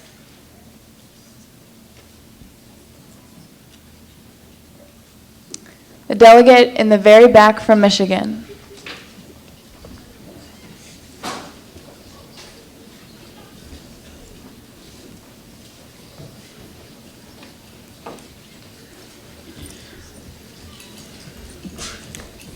Your time has begun. Okay, Eric Pitcher, Michigan delegation. I reserve the right to yield remaining time to Delegate Hay from Model United Nations. That's your right. Harvard, MIT, California, Berkeley, Stanford, Oxford, Cambridge, California Institute of Technology, University of California, Columbia University, and University of Chicago. These are the top 10 universities globally, and 8 out of 10 of those are from the United States. You don't even get the top other university until you reach the 5th spot, which is Oxford and then Cambridge. The U.S. is the educational capital of the world, and I believe that we should let students in order to, like my problem with, sorry guys, okay. My problem with the way the current system is that they don't really give the visas out to people who say that they're gonna leave the United States after they receive their education. Let's let them take their education back to their communities so that they can improve them because they currently are not as privileged as us. And with that, I yield the remainder of my time to Delegate Hay. Cameron Hay, representing Excuse me, Model Delegate. UN. Thank you, Madam. Continue. Thank you, Madam Chair. To go off of my fellow delegate, globalization is incredibly important in our modern society. Throughout this entire conference, we have promoted the values of democracy and communication. We cannot do this if we are segregating people and not allowing them to come into this country to learn from us, to be engaged in our culture. How do we expect countries far abroad the world to understand us and to work with us if we do not permit them into this country to receive the same education as others? There is still a viable background check with this proposal. We are not letting in bad people necessarily. And if 40% of the people already stay here, then that's a problem. This proposal won't change that if 40% is already staying here. With that, I yield the remainder of my time to the chair. Thank you, Delegate. The chair will now entertain another con speaker with the reminder that the floor is now open for amendments and will remain in order for the next 10 minutes. The chair would like to recognize someone who is yet to speak in this plenary assembly. The chair recognizes Delegate Kane from Florida.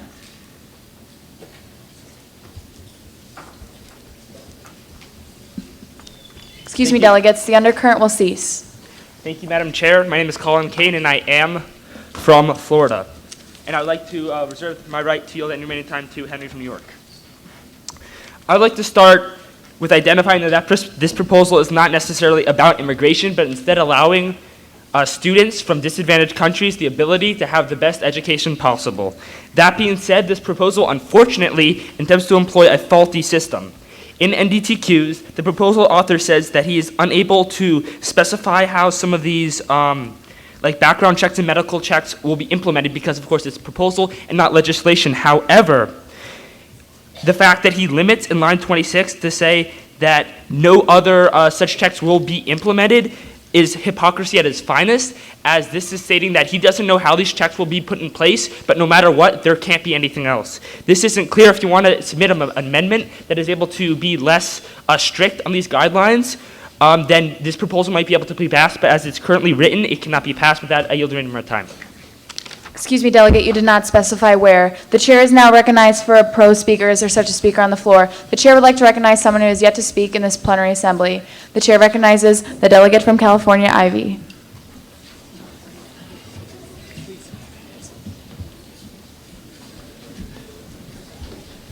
Your time has begun. Delaney Ivy from the California delegation, and I reserve the right to yield my time to Delegate Sessignon from Pennsylvania. That is your right. Delegates, if there is one thing all students on visas should be guaranteed, it is an equal opportunity to education. Someone who is pursuing the American dream should not be discriminated against by their socioeconomic status. Someone who will contribute to nationwide intellectual discovery should not be discriminated against based off of their socioeconomic status. Someone with the courage to leave home for the sole purpose of helping their family should not be discriminated against for their socioeconomic status. Your background, your origin, your lifestyle, your wealth, your color of your skin, the way you dress, the way you live your life should not impact or alter the student visa process. Nobody deserves to be turned away from quality education because of an aspect of their lives they cannot control. This proposal is standardization, it is unity, it is fairness, it is common sense. To promote education for all and preserve the diversity that makes our nation so special, I highly encourage you to pass this proposal. Thank you, and I yield my time to Delegate Sessignon from Pennsylvania. Okay, Emmanuel Sessignon, Amish Paradise. Excuse me, Delegate, you are out of order. You did not display your placard. The chair will now recognize a pro speaker. Excuse me, is there such a speaker on the floor? or excuse me, a con speaker. The chair would like to recognize a con speaker. The chair would like to recognize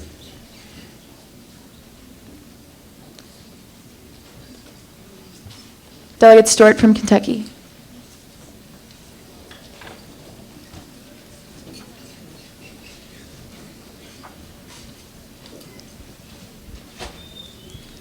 Your time has begun.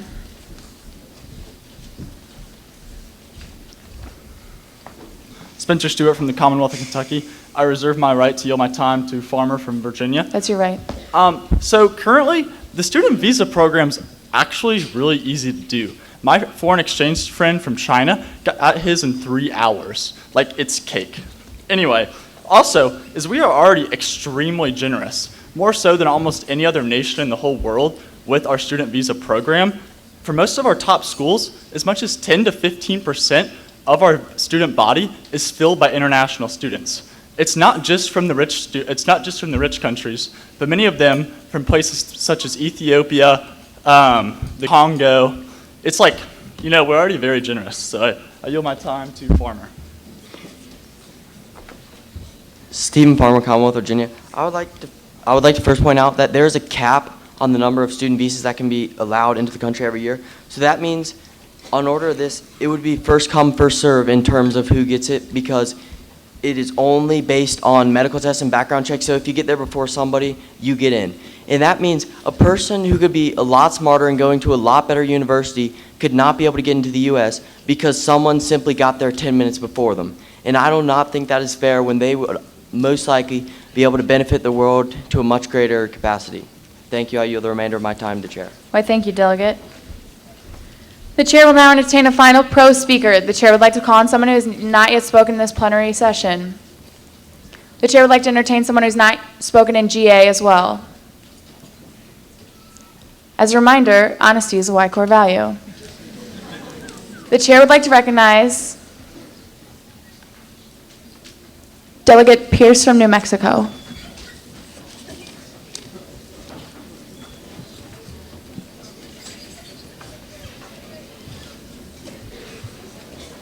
Excuse me, delegates. Your time has begun.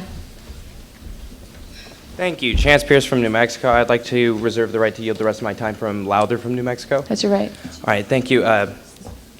Madam Chair, fellow delegates, my first thing I have to say about this proposal is it's simple. What it does is it allows students to come into our universities and learn from our great education establishments that we have.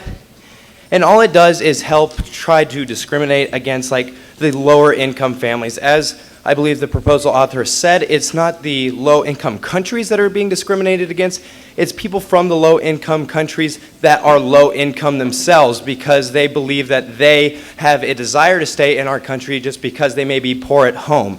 Just because they're poor at home doesn't mean that they're gonna just come over, get information from us and go back. Also, if they are coming over to our educational systems and learning from us, I have no problem with them staying in my country and in your country with an education that they have and a desire to help us as a people and better our country, not let alone and go back and better their countries, because I believe education for all is only bettering our world, regardless if it's given here, elsewhere, or where they decide to go after that. That person has become better because of that education and will contribute more to society. And if they choose that society should be our country, then I'm fine with that. And I yield the rest of my time to Lowther from New Mexico. 30 seconds.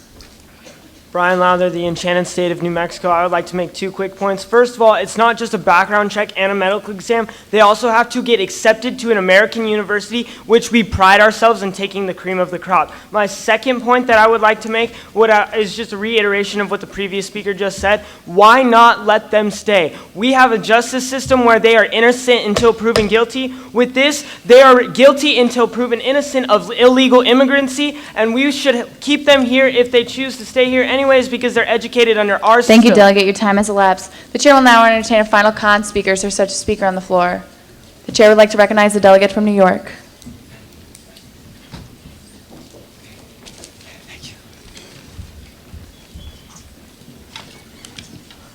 Bryson here, New York State Delegation. I'd like to make a motion to extend debate by 2 rounds. There's a motion on the floor to extend debate by 2 rounds. Is there a second? Second. Please, in a normal speaking voice, if you are in favor, say aye. Aye. If you are opposed, nay. Nay. The nays have it. Debate is not extended. Seeing as there was no con speaker, the chair will now recognize the final con speaker. The chair would like to recognize the delegate from the Model United Nations, Hovoko. No. No, it's him. Oh, it's him? Yeah. Oh. Excuse me. Your time has begun. Tara Solovko, Model United Nations, thank you so much, sir and Madam Chairs. 16 years ago, in the year 2000, in the middle of the night, a young man and woman crossed the Ukrainian border into Poland. In the early morning, they arrived at Warsaw Airport and boarded a plane to a far-off city, a distant place they'd only ever heard of, called New York. They left behind everything that they called home. They left because they were brave enough to embrace the uncertainty of starting over, brave enough to embrace the difficulty of a new life. They left because this willingness to act gave them a sense of purpose, the pursuit of opportunity, the pursuit of progress, the pursuit of a better life for themselves and for their 2-year-old son, in a magical place known as America, a beacon of hope and possibility for so many before them. Their 2-year-old son was me. 16 years later, I stand here, conscious that America's immigration policy is what makes my presence today possible, mindful that my story is part of the larger American story, and aware that in no country on earth is my story even possible. I believe that the United States is a country founded upon a second law of the land, the unspoken one of the frontier, of immigration. I believe that the blood, sweat, and tears of immigrants is at the heart of not only our unique culture of diversity, but of progress and advancement. But this proposal is not specific. It does not say who will cover the audits. It does not specify which tests are in existence. It bans major requirements from being added. It does not account for cultural norms. It handcuffs immigration officers from accounting for these norms, and therefore it does not allow them to choose and select depending on different countries, regions in the world. Thank you, Delegate. Your time has elapsed. We will now move into the author's 3-minute and 10-second closing summation. You may begin when ready. Zachary Pay, Republic of Texas, thank you so much for the debate. Let me run through a couple things first. So we talked about cultural bias, now it's a case-by-case basis. However, this case-by-case basis for embassies has become unfair. That's because South Korea has basically no tests or anything to get your student visa. It is just a simple interview. Well, if you come from Nigeria, you have an oral test, a written English test, and the interview. Mind you, these are poor students that cannot afford an English tutor, while most people in South Korea can. Okay. Second, the statistic that 40% of students that get a student visa stay in the country illegally is false. It is all visas, not just student visas. I want to point that out. Along with that, many are in the country are considered illegal because the immigration process is so backed up they can't get their paperwork yet. Okay, that's why they're illegal, not because they're waiting on paperwork, not because they're actually staying here legally.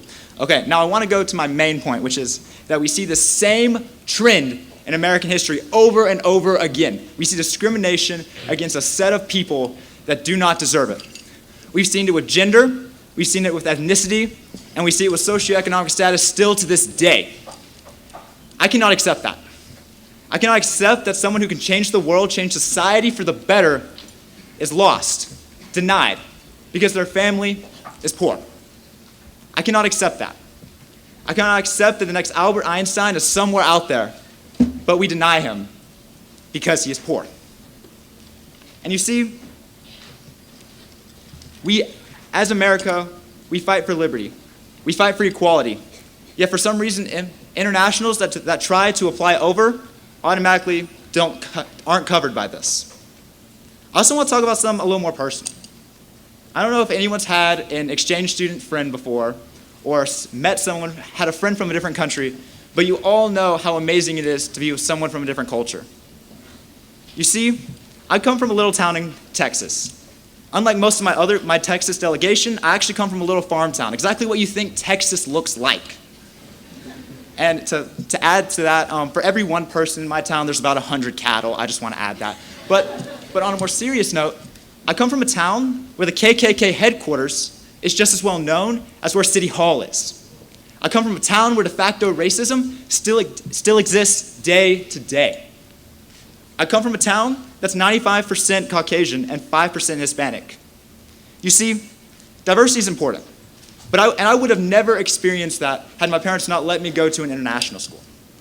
But because I went to an international school, I got to sit at a lunch table with someone from every continent, not just every country. I got to see what diversity and what different cultures, got to see what different worldviews around the world were like. I was just a poor country boy, and I would have never seen diversity. I asked you guys to pass my proposal, not only to help the immigrants, to give people a chance at a good education, but also for the little country boys like me to experience diversity and all the beauty behind it. Thank you. I yield my time to the chair. Thank you, Delegate.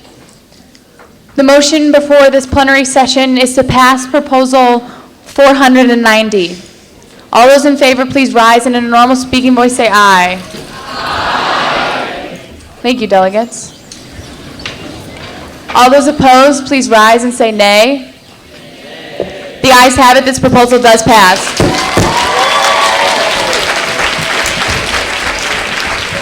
Delegates, please congratulate the author outside of chambers. Hey, thank you.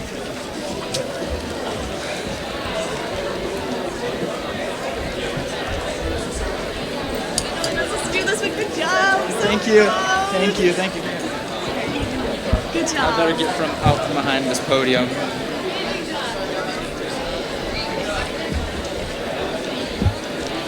ahead.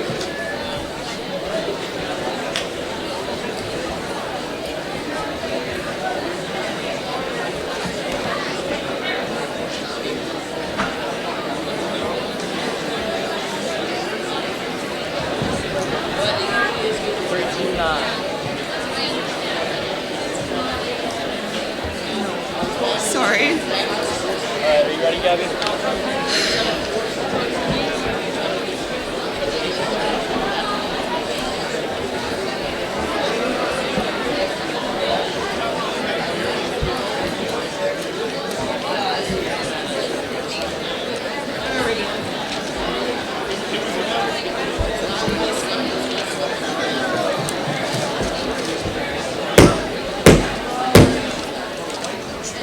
We will now move on to proposal number 329. Seeing that the author of proposal 329 is present, will the clerk please read the title and any attached amendments? Make naloxone used to treat opioid overdoses an over-the-counter drug. Thank you, clerk. Will the proposal author please give her opening statement for a time not exceeding 4 minutes? Thank you, Sir Chair. My name is Julia Kahn, and I'm from the California delegation. To save someone from an opioid overdose, you could burn their feet, shove ice down their pants, inject them with salt water, cocaine, or milk. Or at least so the internet would have you believe. Obviously, none of these things work. Despite being a declared public health crisis, we don't know what to do when overdose happens, which it does. 28,000 times a year in America. And 70% of these opioid overdoses aren't because of heroin or other street drugs.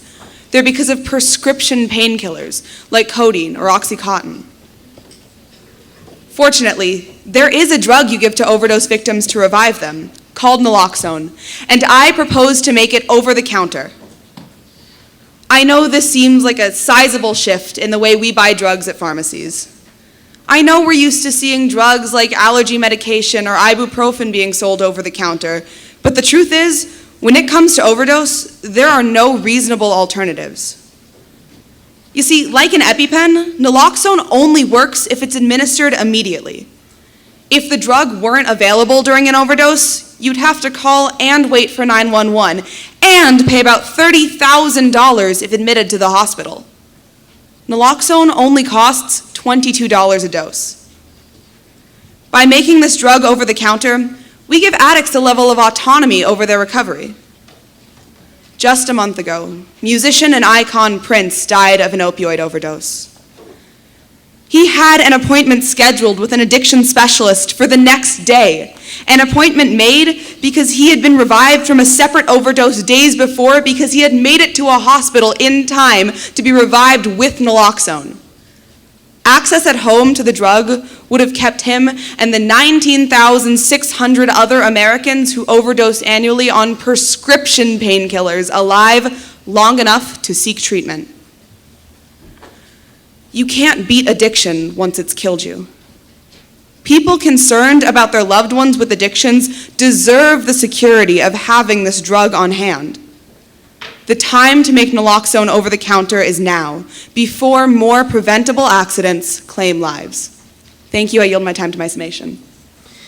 Thank you, author. We will now move into the non-debatable technical questions portion of this proposal. Are there any such questions on the floor at this time? Minnesota, Tennessee, Washington, Alabama, Florida, Massachusetts, South Carolina, Missouri, South Carolina, Massachusetts, Virginia, South Carolina, Delaware, Massachusetts, Missouri, Virginia, Alabama, Maine, New Mexico, Texas, Delaware, Virginia, Texas, Massachusetts, Utah, Pennsylvania, Connecticut, Kentucky, Virginia, Colorado, Michigan, and Tennessee. Max Megan from the great state of Washington. Delegates. Can you receive an EpiPen from over-the-counter medication in the United States? Not currently. Thank you, Chair. Liddy Grantland, South Carolina. Is naloxone designed for administration by someone who is not a medical professional? It comes in a nasal spray and an injection. Thank you. Peck, family of Alabama. Do any major pharmacies in the United States currently sell naloxone over the counter? In 14 states, CVS and Walgreens do. Matthew Withers, Commonwealth of Virginia. Is dosing for naloxone different person to person? Not enough to make a difference in the way that it's sold. Thank you. Ryan, Minnesota, what are the scientifically accepted side effects of naloxone on the body? The only side effects of naloxone are actually side effects of an opioid overdose, so it's things like diarrhea, stomach cramps, vomiting. Whitley Drinker, Commonwealth of Virginia. What is the pharmacist's provision of education as defined in your proposal? Teaching someone how to inject the drug. Thank you, Sir Chair. My name is Hannah Townley, and I am from Florida. About how much does it cost to produce one, serving of naloxone? The typical naloxone injection kit, which includes everything, is $40, just the dose. Thank you, Delegate. Next question. Vishal Jindal from South Carolina. What is the exact legal procedure to make a medicine officially over the counter? The FDA declares it over the counter. Okay. Simon Cooper, Tennessee. Is naloxone covered by most primary insurance providers? I don't know that. Miles Evans, Delaware delegation. Thank you, madam. Thank you, Sir Chair. Sorry. How much naloxone would be needed to cause an overdose? You cannot overdose on naloxone. Thank you. Thank you. Next question. I'm sorry. Davin Turner, Missouri delegation. Thank you, Sir Chair. Do you happen to know what elements of the periodic table is naloxone consistent with? I'm sorry, could you repeat the question? Like what elements is it consistent with? Like what? I don't know, I'm sorry. Okay. Jason T., Massachusetts delegation.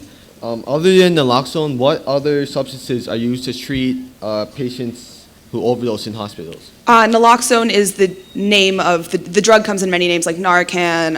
Naloxone is. Thank you. Next question. Anna McGowan, South Carolina. Are there any other drugs similar to naloxone? No, naloxone is the name of it. Mathis, Missouri. Do you have a statistic among overdosers who are treated with naloxone? How many are obtained their drugs legally versus illegally?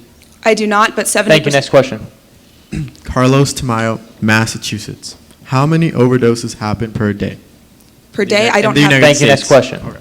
Claire Nelson, Commonwealth of Virginia. What is the shelf life of naloxone? I don't believe it expires in any reasonable Thank you. amount. Next question. Logan Dollimore, South Carolina. Does naloxone increase blood pressure? Yes. Westfall, family of Alabama. How many Americans are currently addicted to naloxone? Naloxone is not addictive. Amy Madeline McNichol, the Republic of Texas. Is there a minimum hour requirement in your training for intravenous injection of naloxone? No. Thank you. Abdul Yanni, the great state of Tennessee. Is there a specific chemical that hinders naloxone from being nationally over the counter? No, it qualifies under the FDA requirements. Stephen Palmer, Commonwealth of Virginia. What drug schedule is naloxone currently under? It's not an illicit Thank substance. you. Next question. Joe McCauley, State of Tennessee. Can naloxone be used for anything else than what you have described? Only reversing opioid overdoses. Bethany Bass, the Republic of Texas. Do any pharmacies endorse the over-counter use of naloxone? CVS and Walgreens. Thank you. Rose Chansey, Commonwealth of Kentucky. What are the effects of taking naloxone while not overdosing? Nothing happens. Cole McCubbins, Theo-Democracy of Utah. What percentage of naloxone administrations result in revival? 95%, with the 5% being victims who are already Thank dead you. when Next naloxone question, was delegate. Again from the Enchanted State of New Mexico. You mentioned a naloxone kit. What exactly with equipment? What does that equipment include? A syringe, a needle. Thank you. Next question. Thank you. Georgia Minor, Massachusetts. Does someone need to seek With that, the medical time for attention? non-debatable technical questions has elapsed. We will now move on to the intent speaking portion of this proposal. Is the CON intent speaker on the floor? Will the CON intent speaker please come forward?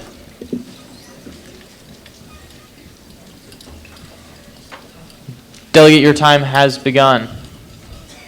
Thank you, Sir Chair. Cameron Kubera, Massachusetts delegation. The opioid epidemic in this country is destroying communities, breaking families, and taking lives. But I do not necessarily think this is the best solution to address the problem. Firstly, I don't believe that this should be purchased over the counter. If anything, it should be required that they receive a prescription, just like an EpiPen, which is also a life-saving tool and functions similarly.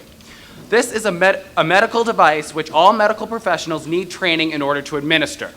My mom is a nurse at a school for students with physical and mental disabilities, and she must be trained every September on how to properly use the Narcan, as well as she must train her entire staff at the school to also use it every single year. Yet, anyone can wander into CVS or Walgreens and buy this device without knowledge from their doctor about their specific health in relation to the device's effectiveness. The pharmacist should not be responsible for this, as Narcan doesn't even go through the pharmacy, and they are not trained in its use or administration. In addition, emergency medical responders arrive on scene within 12 minutes, 90% of the time nationally, and these EMTs are actually trained on its use with medical knowledge to back it up. For example, it should not be used unless there is respiratory depression, which should be identified by EMTs or those capable of actually identifying this condition. Also, naloxone wears off after 30 to 90 minutes, and the individual can resume overdosing at this time. EMTs must be able to bring them to the hospital to receive proper treatment by those trained to provide it. We cannot assume that the people around the overdosing patient will call 911 if they have naloxone, as they may assume that the naloxone itself is effective enough to handle the situation. Another major point in this proposal that this is necessary because people are afraid to call 911 out of fear of arrest, but in 37 states and DC, there is the 911 Good Samaritan law, which protects those at the scene who cooperate with emergency responders by giving them immunity for drug possession and use. Implementing this law nationally would be more effective than providing this product for anyone to buy without proper knowledge or training to use it. The larger issue is relating to the disease of addiction in this country. Unfortunately, this proposal only continues the cycle of addiction. Rehab should be mandatory after the use of Narcan so we can help those suffering from the disease of addiction. This proposal deals with saving lives, which is very important, but the aforementioned concerns about the proposal result in my opposition, and I yield the remainder of my time to the chair. Thank you, delegate. We are now in search of our CON intent speakers. The CON